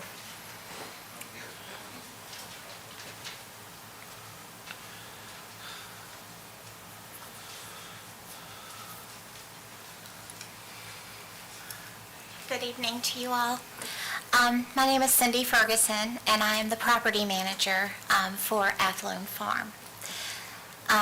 So good evening to Chairman, members of the board, and guests. I appreciate the opportunity to share with you the pleasant experience it has been to work with the representatives of Amherst County on this project. The leadership is strong, and everyone works extremely hard for the common good of this county and its residents. Athlone Farm has been a landmark since the 1800s. It's been loved far and wide by historians, farmers, neighbors, and most recently, through many outside the area, through the Virginia Tourism Corporation. Known to many for its beauty and history, the family has maintained it eloquently. The Powells, a family who loves Athlone Farm and share it with all who make a path into their lives. At the passing of Alice Howell Powell, the heart of Athlone, and mother to Pam, Becky, and Celia in July of 2020, a promise was made that Athlone Farm would forever remain in this family and be used in a way that would make their mother proud and be open to people to use for multiple uses. The family has researched and prepared for this request, and this evening we're asking for your approval and allowing Athlone Farm to be used as an Airbnb. They feel this use is suitable for the property and ideally appropriate to produce revenue for the county. Tourists do not see governmental lines and will be an asset, and this endeavor will be an asset to Amherst County and the Central Virginia region. Lastly, the heart of Athlone, Alice Howell Powell, would certainly be proud. Thank you for your consideration, and especially to Jeremy Bryant and his department for their guidance and support throughout this process. And we thank you all too. Thank you, Ms. Ferguson. Thank you. Is there anyone else wishing to speak in favor? Is there anyone wishing to speak against? Is there anyone wishing to speak against? Seeing none, we'll go ahead and close the public hearing. Board, what's your pleasure? Mr. Chairman, I move that the board approve the request with the Planning Commission's recommended conditions. Motion on the floor by Mr. Ayers. All in favor, please say aye. Aye. Motion carries. Next, we will have ordinance 2022-0007, amending subdivision plating requirements. You got a busy evening. This is the last time you'll have to see me. The proposed ordinance makes modifications to the Family Division Regulation, State Code Section 15.2-2244, indicates that any locality may include aunts, uncles, nieces, and nephews in its definition of immediate family. The current ordinance does not. Therefore, the ordinance before you expands the county's definition of immediate family members to include aunts, uncles, nieces, and nephews. Are there any questions for staff? Yes. So okay. So if I had a piece of property, I subdivided it, gave it to my aunt, she'd have to live there, or she'd have to own it for 5 years. After 5 years, you could sell it to anyone, right? Okay. That's what I thought. And that would be the same with the other, whether it was a son or anyone else, right? That's correct. Okay. Yeah, and so you could actually, if we wanted to, you could expand that 5 years to up to 15, I believe, of what state code says. The minimum that state says that a locality has to deem that property stay in that qualified family member name is 5 years. Okay. However, you could change code up to like 10 to 15, I believe. All right. Is there any more questions? Thank you, Tyler. Thank you. Appreciate it. All right, we'll go ahead and open the public hearing for ordinance 2022-0007. Is there anyone wishing to speak in regards to this ordinance? Anyone wishing to speak? Seeing none, we'll go ahead and close the close the public hearing. And I'll make a motion that the board adopt ordinance number 2022-0007. All in favor, please signify by saying aye. Aye. Any opposed? Nay. Motion carries. All right, next is the consent agenda, and this is for the minutes and the one-time bonus for the Select Public Works employees. Do you all have any questions on the consent agenda? If not, I'll make a motion, we approve the consent agenda. All in favor, please say aye. Aye. Any opposed? All right, next we have old business, the VADI agreement, Firefly, and Mr. Dean Rogers will bring us up to date regarding the VADI grant. Thank you, Mr. Chairman. As we all know, Firefly Fiber Broadband is working hard across the county to apply the VADI grant money that it received. That money was applied for through the Thomas Jefferson Planning District, along with 11 other counties. And so when that money was awarded to all those counties, including us, and Thomas Jefferson Planning District will administer that grant, while Firefly will do the construction work that needs to be done. So we are just now getting around to signing the agreement that will establish this three-party relationship between Amherst County, the Thomas Jefferson Planning District, and Firefly. And so the county's contribution is $3,025,400, as we understood. And for that, we will have all of the unserved areas of the county have fiber laid to all those structures. So I need the authority from the board to sign that contract, that three-party agreement, and that's what I'm asking for this evening. Are there any questions? I'll go ahead, I'll make the motion. I'll move that the board authorize the county administrator to execute the contract on behalf of the county. There's a motion on the floor. All in favor, please say aye. Aye. Any opposed? Motion carries. All right, next we have new business. Item A is the sheriff's office compensation. Stacy, how you doing? Good. How are you? Doing well, doing well. All right, this was a last-minute addition. Let me take you back a little bit and talk about the fact that we have already adopted our budget and set our rates. Our pay rates, our COLAs, all that good stuff. And then the comp board finally came through. Middle of June, and I was gone for a week. So we've now been able to pull together exactly what the comp board was giving us and how we would address it. So first off, the comp board gave constitutionals 5% across the board. Under sheriff's departments and jail officers, they've given sworn officers $100 per year of service for 3 to 30 years. Okay? Under the law, the county is not allowed to use that money to supplant their own local funds. Okay? So we have calculated it based on the comp board employees only and come up with a need, in order to meet the minimum requirements of the comp board, of $6,691 that we would need appropriated. Now, in the past, we've always treated all sworn officers the same, or any department the same, and in order to make that happen, we have estimated $8,550. Now, I've had many conversations today with the sheriff, and he desires to give that $100 per service year in addition to our 6.5% COLA. I wrote some things about this. There's some disparity in that. Every time, we don't normally give service year pay increases on the county level.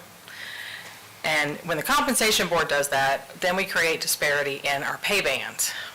We also created disparity last year by giving 5% to all comp board employees and only giving 4% to other employees. So now we have the same level person in a pay band, but the county employees here and the comp board employees here.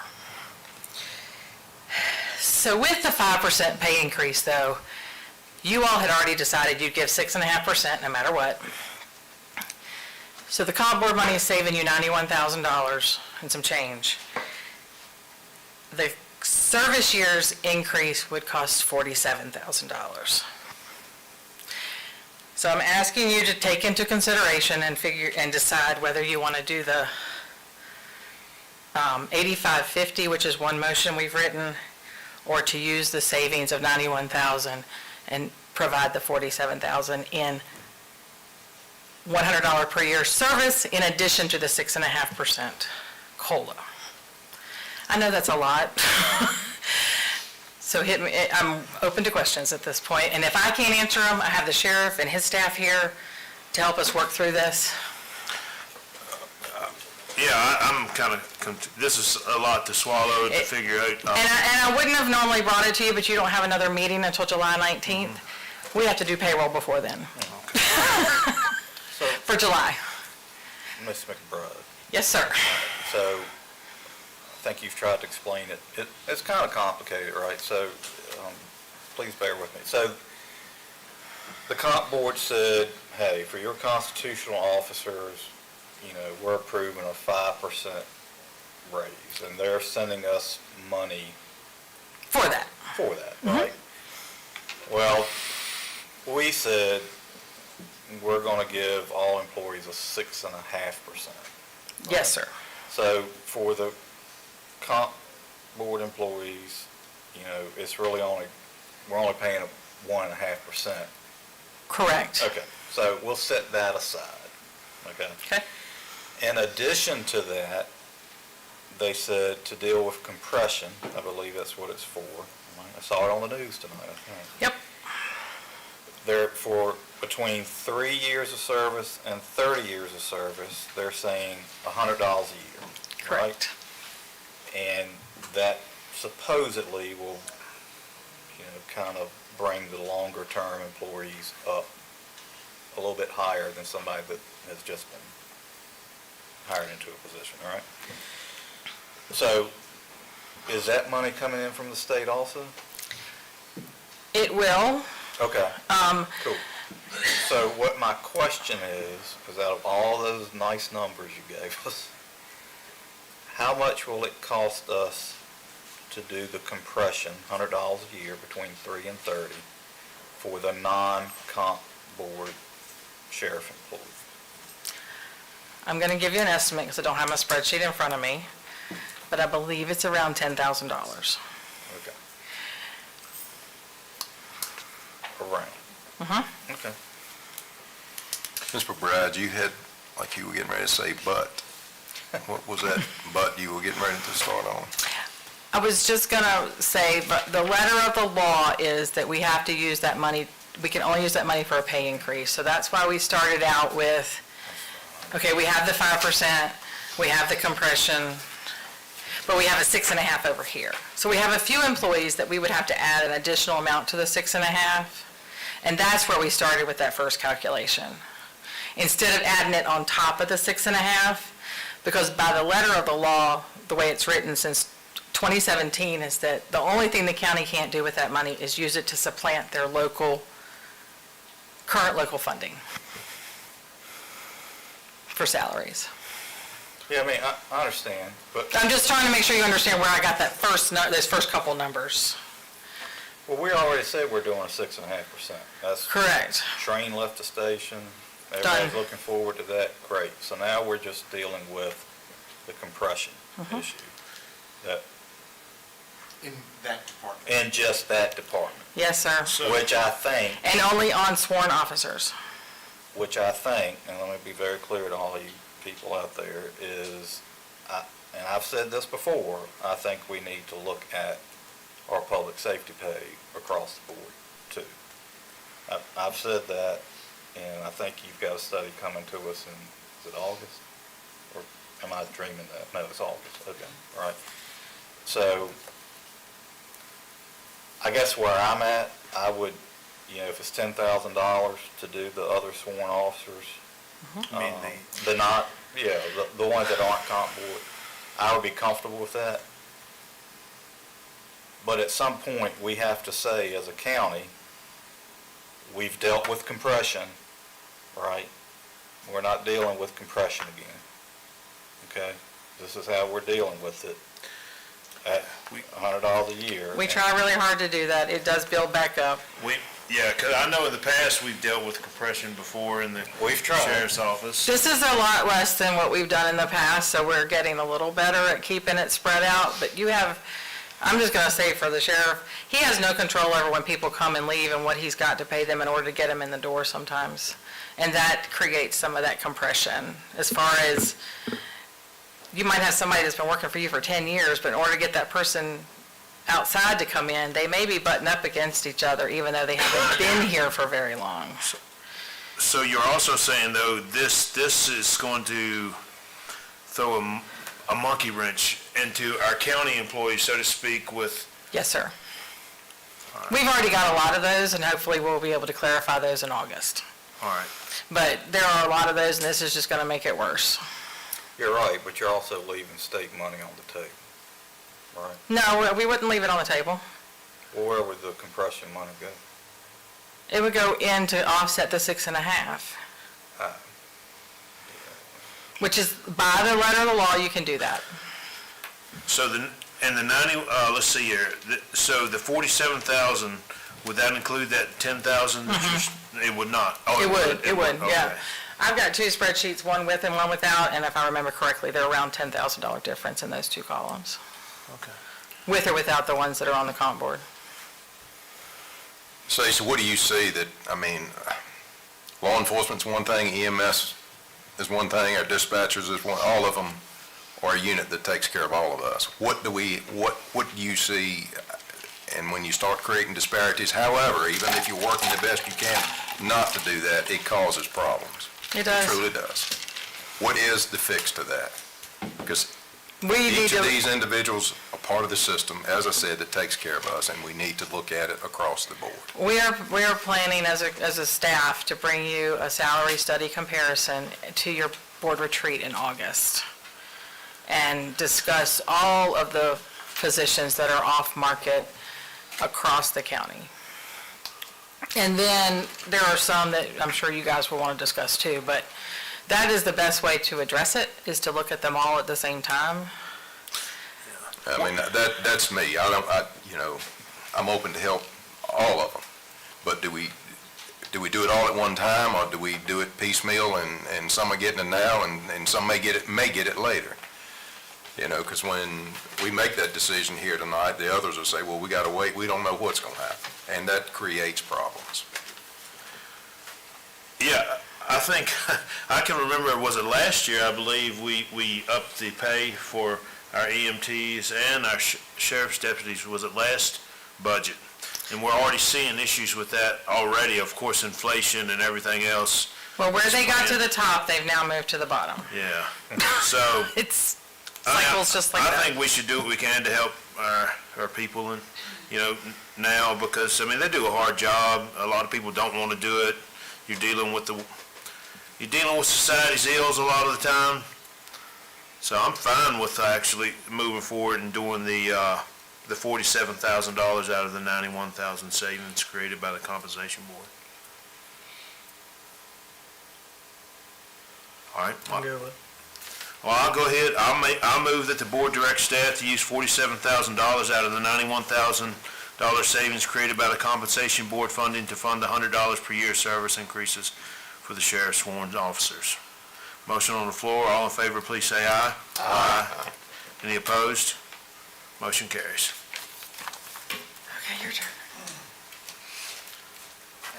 Thanks, Stacy. We just probably, all right, next, we probably just created even more problems, but yeah, we at least got one solved, I suppose, for now. We'll go ahead and now we're going to have a public safety review. Mr. Rogers? Thank you, Mr. Chair. I'm making this presentation based upon the email that is in your board package that came from Mr. Martin. And he asked that I address specific topics, and I tried to address them all in here. Of course, lots of things have changed from the time I started preparing this to even tonight, with now more pay changes. And the timing of this is actually very fortuitous because I was able to dig into all of public safety. I have interviewed all of the leadership of public safety, the captains, the ladies in dispatch. I have spent time with other county administrators, and I've spent time with our medical director, Dr. Wilcoxon, and we'll share some of those insights with you tonight. But one of the things that makes all that study fortuitous is that tonight I can announce that our existing Director of Public Safety, Mr. Sam Bryant, has tendered his retirement and plans to retire effective the 1st of September. And so we will be engaging in a variety of events to celebrate his contributions to public safety, and we'll be announcing those later. But I want to start off just by thanking Sam for the dedication that he has shown in his tenure here, the long hours, the personal sacrifice, and just stepping in when and where it's time to step in, and has taken us a great distance, I think, in establishing accountability and more structure than we had before, and we now need to continue that journey. So I want to start by just sticking in front of you your own county ordinance that creates the Public Safety Department. And just to refresh everybody's memory on what it is we're supposed to have in public safety. So we have a director, and there are two other positions that are mentioned in there, an emergency services coordinator and a fire marshal. And the fire marshal actually gets his own staff, a deputy and others, and all of those functions are being performed by the director and the director's deputy. There is established in the ordinance 4 divisions that you see there: fire, EMS, communications, and emergency management, which we do not really have, but that's the structure that the board created. The board created an emergency services council, and that council has designated membership on who's to be a part of that council, and the director of public safety is not a voting member. Is a voting member, is not the clerk of that body. There should be a clerk there taking the minutes and doing the public notices and so forth. He's a voting member. And another thing that's apparent in the ordinance is that council is supposed to serve as a public forum, to receive public comment, to receive comment from staff, public safety staff, from anybody who wants to come, just like we do here in this meeting. That's what the Emergency Services Council is supposed to serve. And it does not make any decisions on its own. It simply makes recommendations. And there are specific things that it makes recommendations on. They're listed there. Policy, funding questions. We're used to seeing their funding recommendations in here. Any regulations that are produced, any training standards that are supposed to be shared amongst the different fire companies in the county, those are all approved by the Emergency Services Council. Another thing that's apparent in our ordinance is that all those local fire companies are directly included in our Department of Public Safety. They are a part of this government function. And so to that extent, they are subject to regulations and standard operating procedures as they're issued by the director. I'll go into greater detail later about the fire marshal position. That's a sworn position, just like a deputy, because they do law enforcement. They do investigative work. They issue permits and enforce the state fire code. The deputy is also sworn, and it takes a massive amount of training to get somebody ready to be a fire marshal. You see there are over 800 hours and over 50 continuing education hours a year. So that's an entire week that anyone with that designation has to spend away off in training. Some oddball duties are recovering emergency services expenses, ambulance rides, we charge for that, and then all of our names, because we dispatch to addresses. Public safety is in charge of putting up the road signs and keeping track of the 911 addresses. This slide kind of says a lot, okay? So you don't see any of these 4 divisions in here, although it might be easy to say that the deputy could serve as the EMS division. The director would serve as director of the fire division.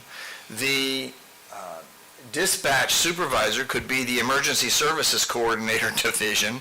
And of course, there is no one serving as a fire marshal. That's why I left that one blank.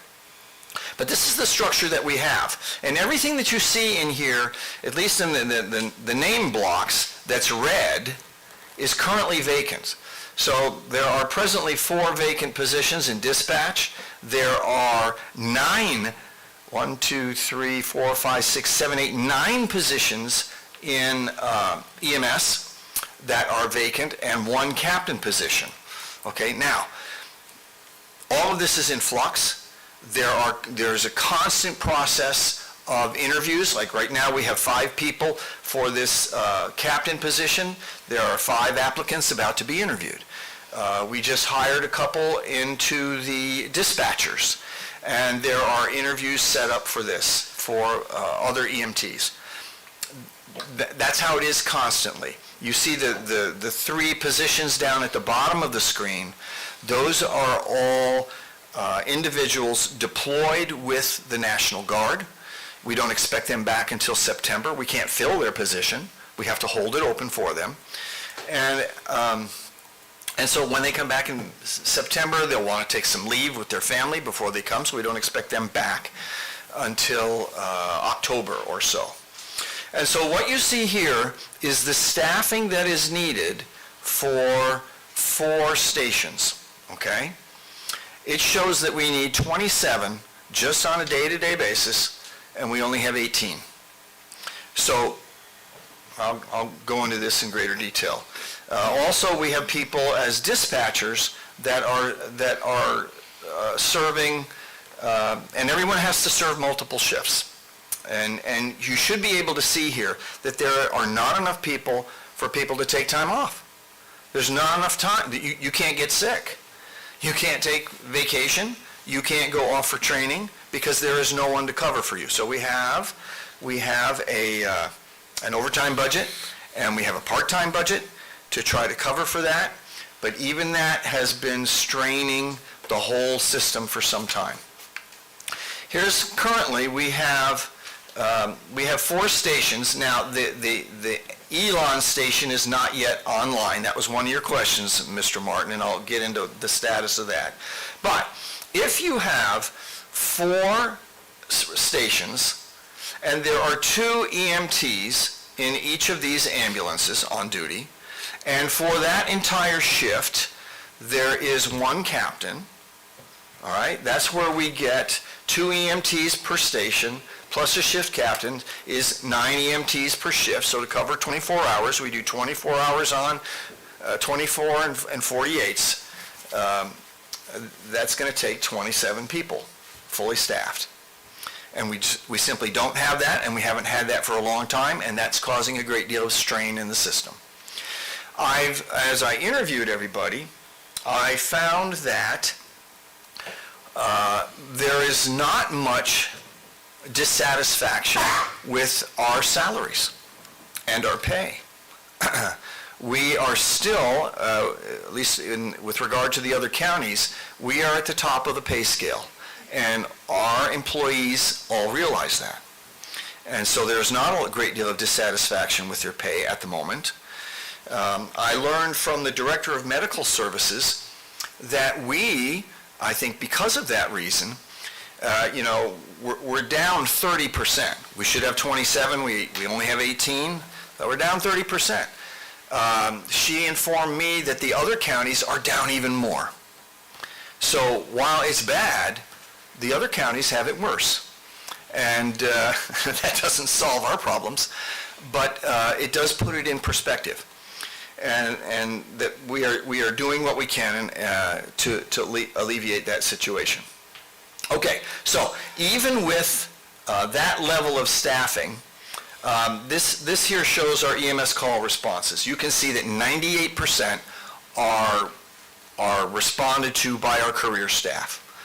Manelison Volunteer Rescue Squad handles 1% of the calls, and the Amherst Life Saving Crew handles another 1%. So our career staff takes care of 98% of all the EMS calls. Okay?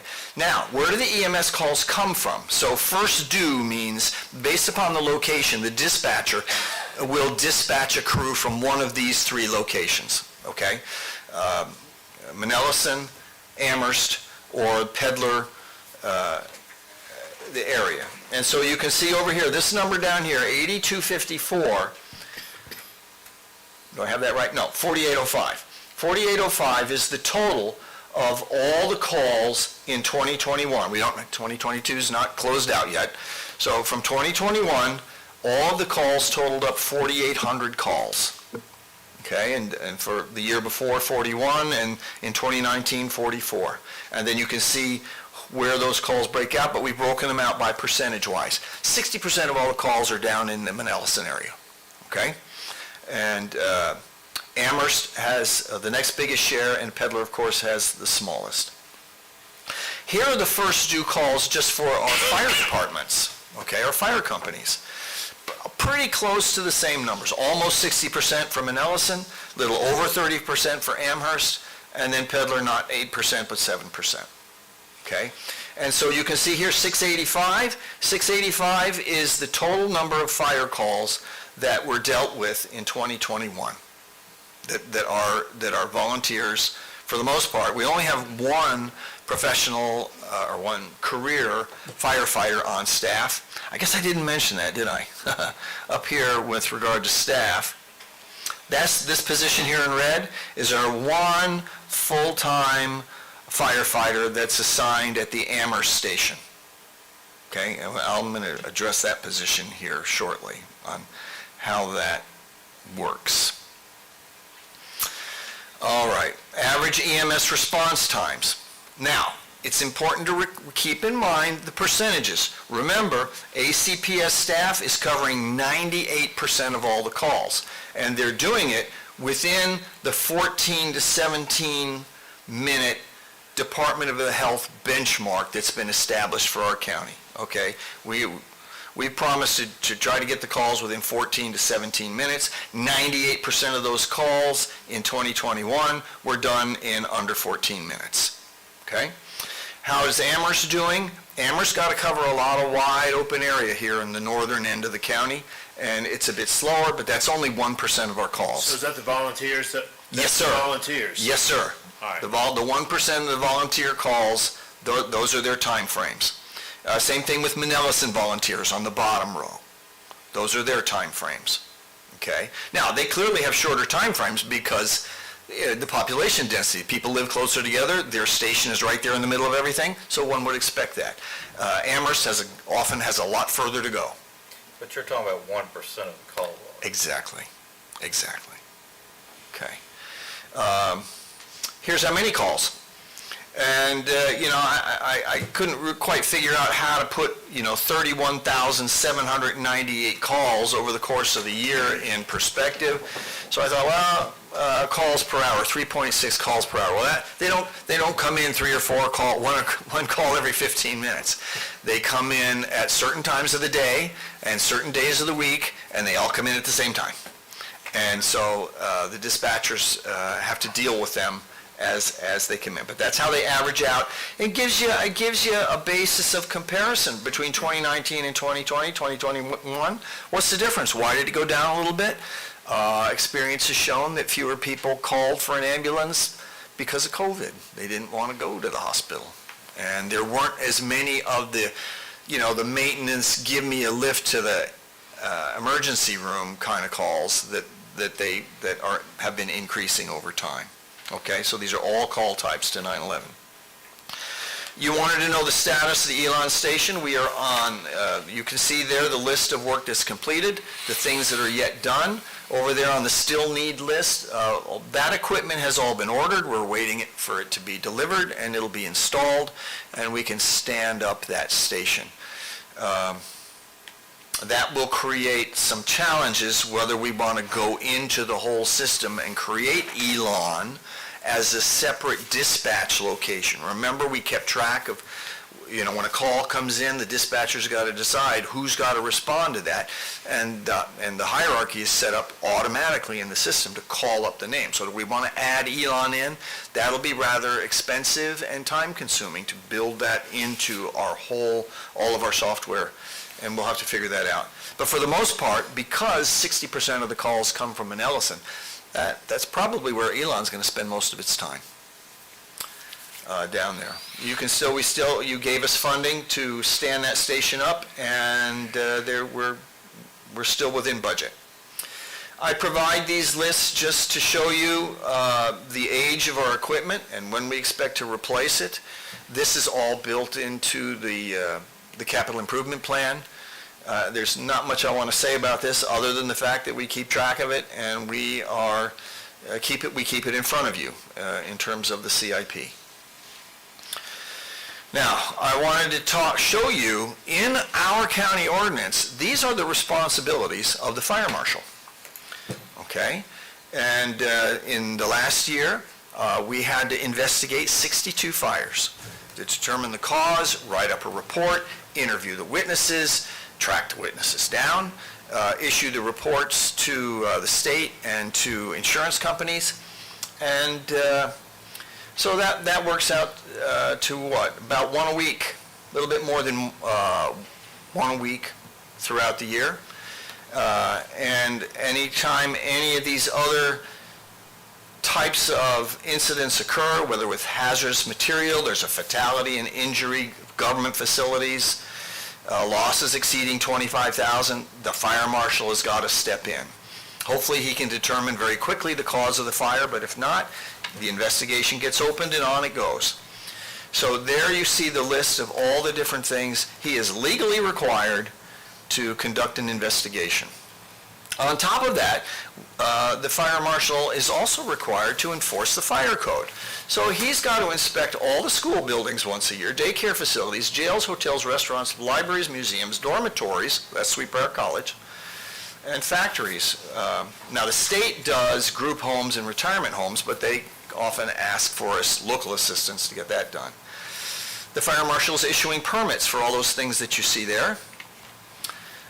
In other locations, the fire marshal leads the fire academy, which is for the most part organizing, advertising, setting up the planning, getting the instructor cadre, getting them paid, getting them organized, food, paper, books, all of that can belong to the fire marshal.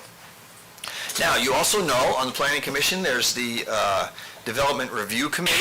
They review all the plans that are submitted by people seeking zoning and permits. The fire marshal's supposed to be reviewing those also.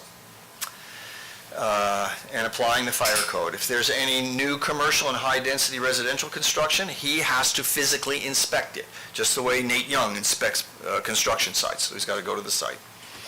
And of course, public education, recruiting, and fire access road inspections.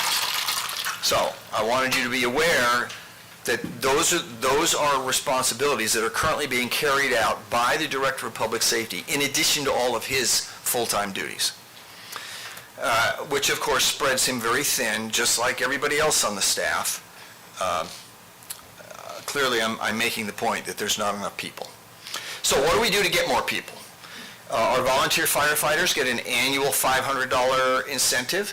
Now, they've got to meet a certain call volume, respond to a certain number of calls, they got to go through all the necessary training, they have a fit test and so forth, and they get that $500. The county offers a $400 per course payment to anybody who wants to take a college course and get additional education. We'll pay $400 of that for them. That's available to our public safety employees. You have also given the director a $20,000 fund, which he can use to send people to school through an entire program, and he's done that a couple of times. And when we do this, we ask for a 3-year service commitment. So when we send people and pay for their schooling, they agree to stay with us or pay it back. Now, Our immediate problem and the immediate cause of the email that you received, Mr. Martin, dealt with holdovers. Because we don't have enough staff to fill all the shifts, we ask for people to volunteer to serve an extra shift and an extra shift. Well, sometimes we don't get volunteers, and members of staff have been directed to pull another shift. When their shifts are over, it's time for them to go home. We have to ask them to stay and pull another 12-hour shift or another 24-hour shift. That's called a holdover. This is the principal source of disgruntlement in the Department of Public Safety. People are not given their own time off. They try to schedule their lives, their families, their children, their events, and they're told, no, you have to stay. You have to stay for another shift. And this is what needs to be fixed. Now, what the director has done has implemented, we have the funding because we have so many unpaid, unfilled positions. We have the funding and the ability to offer an additional $3 an hour to people who volunteer to hold over. And of course, that schedule is built a year in advance, okay, way out, so people have plenty of notice that they can volunteer for these and earn some extra pay. And if we ever have to force someone to hold over, we will pay them an additional $4 an hour. But fortunately, since this has been instituted, we've been able to fill all of the unfilled shifts with volunteers. And the question that was presented to you, Mr. Martin, is does that apply to dispatchers too? And the answer is yes, it does. And the query that came to you is, this doesn't apply to us? Well, yes, it does.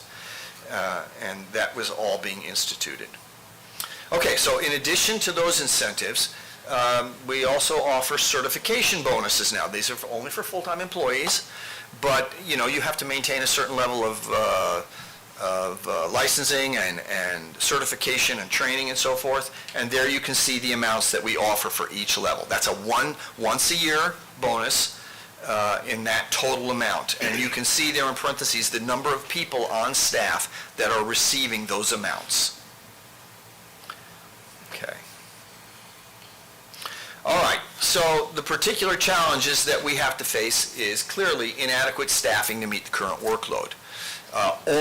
All counties are facing this. We're not as bad off, but you just can't force people. You can't keep forcing people to give up their free time and expect them to stay with us. And they go other places to get better shifts. That's why, for the most part, they go. I mean, everybody goes for different reasons. Some people get out, start their own businesses. Some people get offered more money in other places. But for the most part, they want greater control over their own lives. So our big problem was the mandatory holdovers. Those are solved for the moment. But the consensus is, just like higher pay will make people feel better for a little while, for a few months, but pretty soon they get used to that and they get unhappy again. Same thing with the holdovers. Well, it's nice to get extra money to volunteer to hold over, but pretty soon you're going to realize, and your family members are going to tell you, Dad, when are you coming home? Mom, when are you coming home? And that's going to wear off too. So what we've got to do is figure out how to get more staff, because we don't have enough to cover illnesses, training, leave, and extra duties. One of the other problems that we have is limited advancement opportunities. There's not necessarily a career path. You start in an ambulance and then you become a captain. And that's kind of it. And captains need quite a bit of experience to be able to do what they do. And so there really needs to be an intermediate step, and I'll talk about that in a second, so that people can work their way up, taking on more responsibility that actually needs to be done, and provide additional coverage, the backup, to cover the leave, the illnesses, the people that don't show, and the mandatories. I found that, and this is true from the time I got here 8 years ago, that the volunteer firefighter cadre do not like it when the county talks about career firefighters. They are fearful that they will be displaced and that they are not appreciated, and so forth. And whenever I speak with them, I try to remind them that they cannot be replaced. We cannot afford any firefighters, that we rely on the volunteers. But I still think that's something that needs to be addressed in a way that will help all of us, because volunteerism across the nation is diminishing. And you can probably see that in your own Rotaries and Lions Clubs and other organizations as they get older and older and the young people are not coming in. So we don't have a lot of volunteer firefighters, and it's a struggle. We need to make it easier for our volunteer fire companies to recruit. One of the big problems is the lack of clear guidance, the lack of written policies. We do have a collection of policies, but there's confusion as to which ones apply and where they apply. And I heard complaints about how rules were changing and we didn't get the word. And so we need a better process to document what the rules are. And then finally, we have some restrictive hiring policies that are changing under state law, things that deal with marijuana, polygraph, and that sort of thing. Did you cover the dispatchers of the lowest paid in the region? Or did I- Yes, they are. I guess I didn't get to that. Our dispatchers are, well, our starting dispatchers start at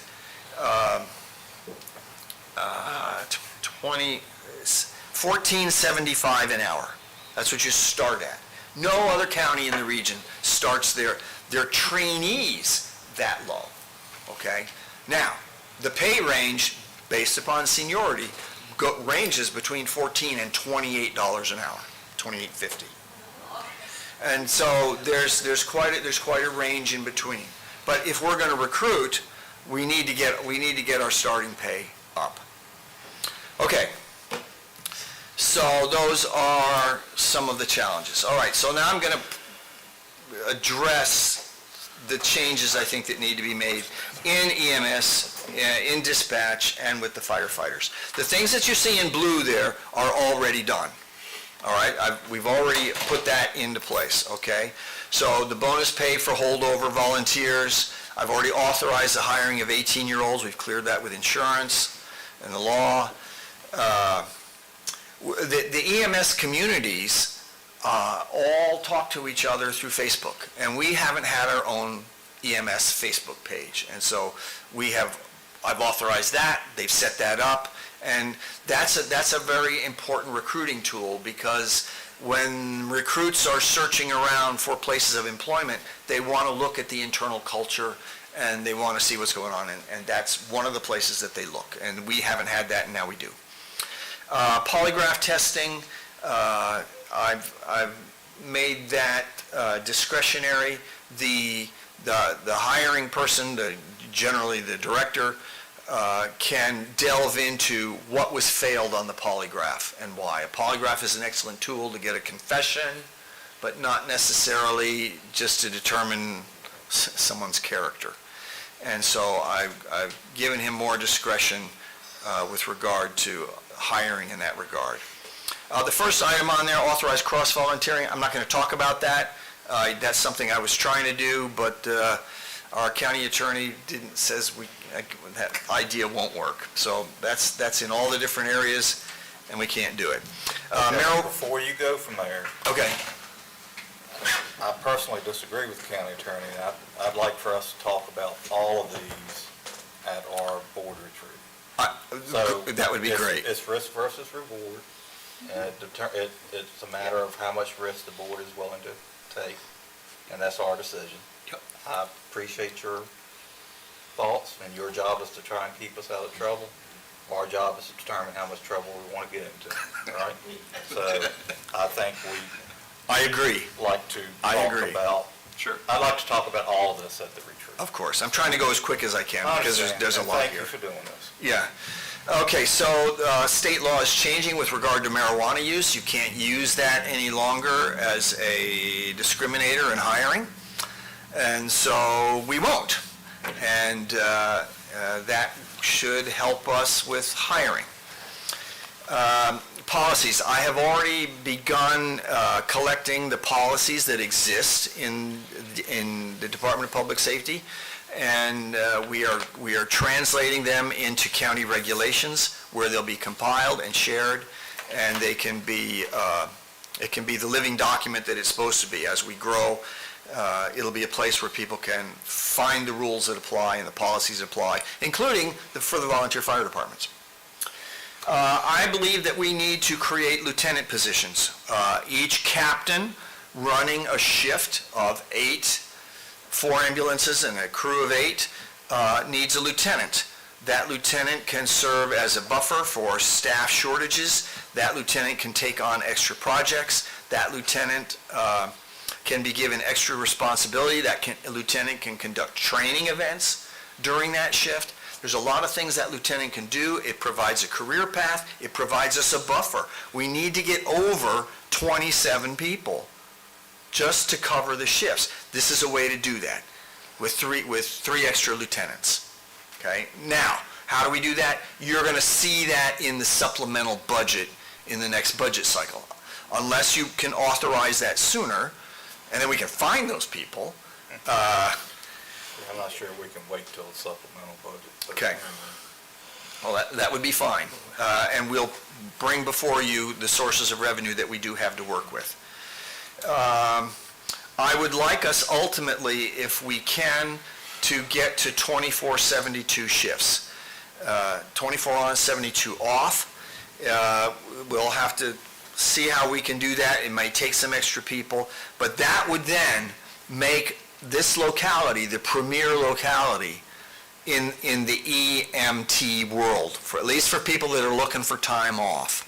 I mean, our pay is already, for the most part, there, but our time off is not. And if we can fix that, then we'll have people knocking on our door, I believe. Tomorrow, Thursday, I meet with the other county administrators and the other directors of public safety and our regional medical director to begin talking about perhaps establishing a regional EMS academy. Like we have a fire academy, and we staff it with people that know what they're doing and train our firefighters. Right now, we have to rely on high schools, and we have to rely on CVCC's semester schedule on when they're going to put out. This is a 16-week course. I mean, it's quite a challenge to put this thing on. But if we can pull it together between all the 4 surrounding counties and perhaps the city, perhaps we can offer the course more frequently or overlapping courses, because the pipeline is just not full. We're all fighting over the same people, and we need to feed them in. So we're working on that. And then, of course, we need to participate. We need to send the director. We need to send the fire marshal. We need to send our captains, if possible, to the schools and to job fairs. And a lot of the recruiting, I learned, is actually done in training events, in the classes, because it's our people that are training the classes, all right? So they're promoting their own department. They're doing recruiting. They're selling our department on the students in the class. So that's a really important recruiting tool. Okay, the dispatchers, they've got the bonus pay for holdovers. We need to increase... When did that start? When did that start?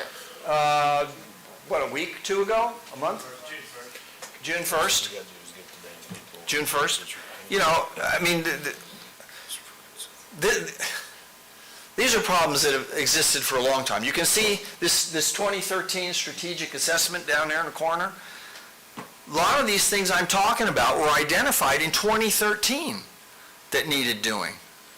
Okay? And we just haven't gotten around to them. So it's good that I'm jumping in, and I can, you know, we'll immediately begin advertising tomorrow. We'll start tomorrow advertising for Sam's replacement.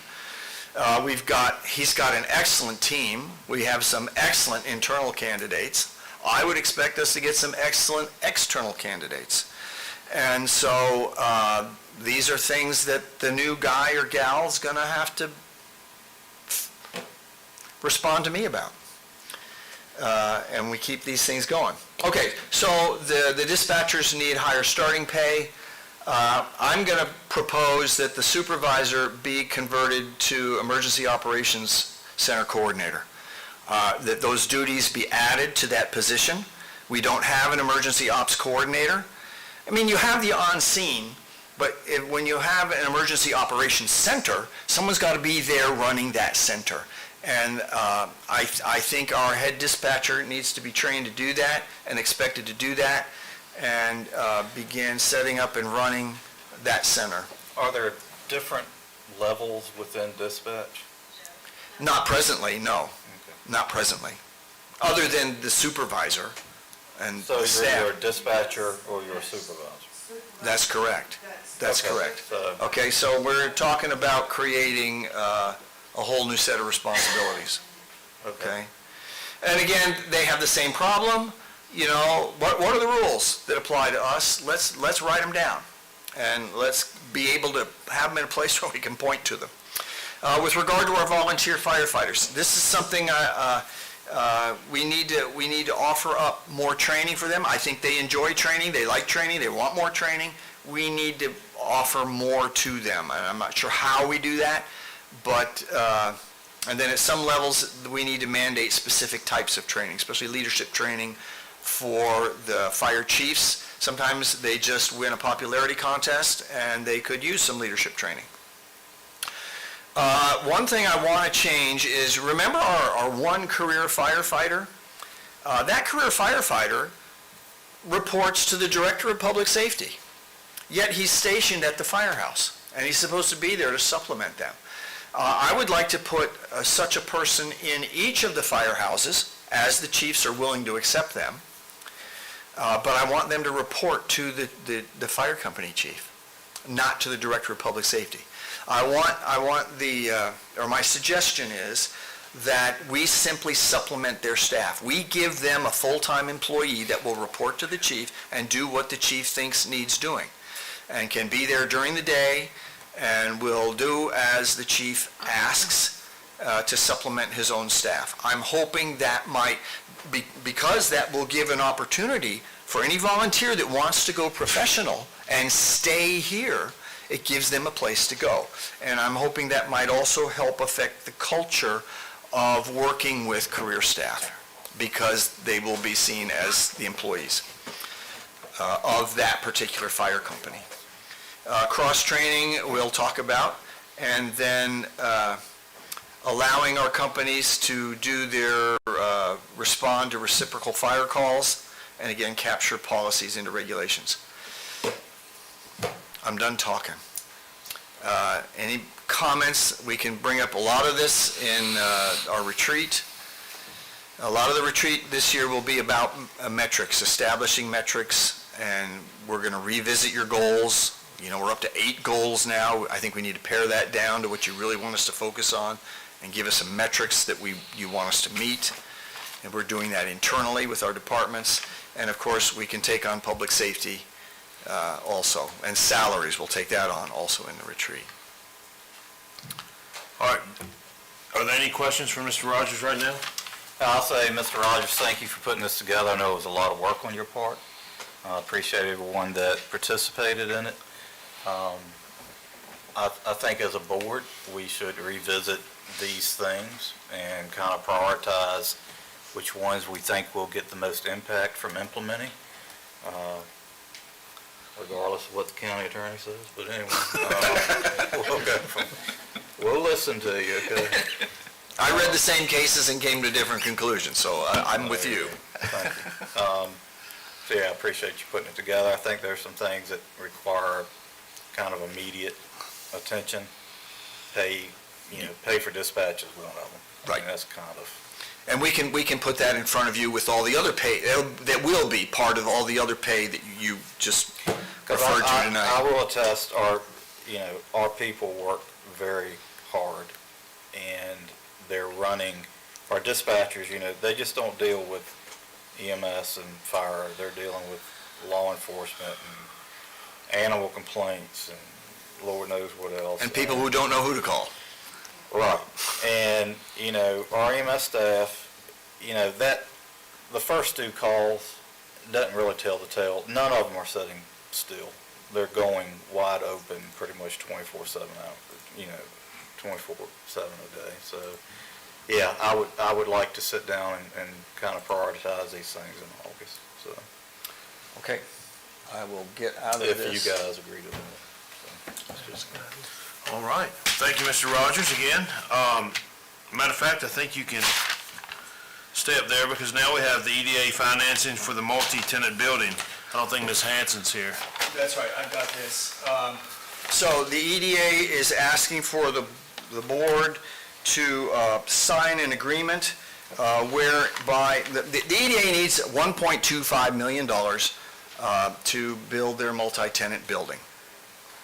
And the county has been asked to sign on, co-sign, so to speak, on that loan, as simply a moral obligation that the county agrees to continue to give the EDA its 1 penny tax revenue, committing to the next 10 years, that it will continue that penny for 10 years. This has been a bit of a rush job. Mr. Lockaby just finished this agreement, I think, today. We're working hard because if we can get this agreement signed and underway, the money can be borrowed at 3%. If we wait till next week, it's 6%. So I'm asking for authority to sign the agreements that you have in draft in front of you there. I know, it's not a co-signing, it's a moral agreement, I just tried to explain it, it's something that makes sense. So a penny for 10 years. A penny for 10 years, to continue that you're already funding. Which I kind of thought that was perpetuity anyway, but that's just me. So. All right. Well, is there any other questions? I know we've heard about this. They've got a huge grant that they're going to be able to bring, hopefully, some businesses into the industrial park, so. Yep. Mr. Chairman, I make a motion that the board approve the multi-tenant building support agreement as presented. Motion on the floor by Mrs. Tucker. All in favor, please say aye. Aye. Any opposed? All right. Okay, next, County Administrator's Reports, Central Virginia Community College Board. Yes, sir, as you can see in the package there, I don't have it in front of me, so I can't read her name, but we do have a person interested in serving in the Community College Board. I'm not familiar with her. I don't know if anybody who is. So I guess my question to you is, do you want to appoint her, or would you like us to schedule an interview for her with you so that you might meet her? I think it would probably be a good idea to, since none of us know this individual, to interview him. Yes. So I would. Would you like that in closed session or open? Open. Okay. That's So, fine. yeah, we need to schedule a interview time and Okay. bring her, I guess, whenever she can come. Yes, sir. Thank you. All right, Mr. Popovich, you have anything? No, sir. All right, liaison and committee reports, does anyone have anything of note? If not, we'll go ahead and move on to citizen comments. Anyone wishing to speak? Can you come up and state your name and district for the record, please?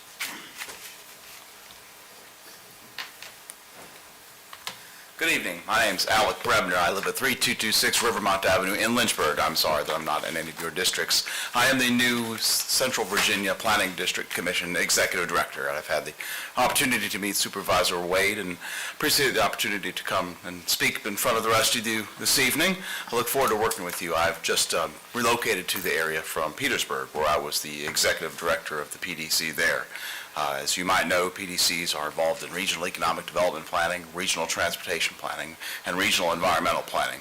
And that's evolved into a variety of ways. At Central Virginia PDC, we provide management services to the Region 2000 Services Authority, the landfill, to the Workforce Investment Board, and we do transportation planning through something called the TPO, the Transportation Planning Organization. So I would invite any and all of you to visit us if you'd like. I'd love to host you, and if you'd like to go out and get a cup of coffee or a bite to eat for lunch, I'd be happy to do that with you too, to get to know you and your needs for your locality, and talk a little bit about how we can work together as a region of 10 local governments in Central Virginia to better our lives and our economies and our ways of life for our people. So I appreciate the opportunity to speak. I'd be happy to answer any questions you might have, and hopefully the next time I come before you, I'll have a great new initiative that we can work in partnership together on.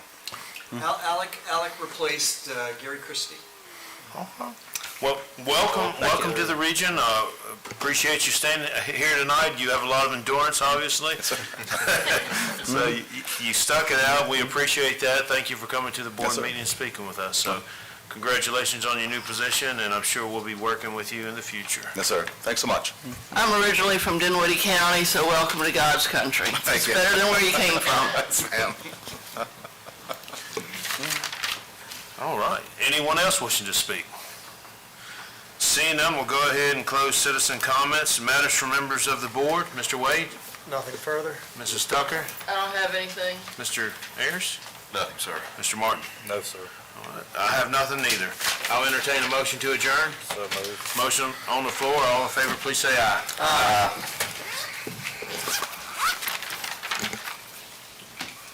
See you later. That was kind of a long one. Jesus.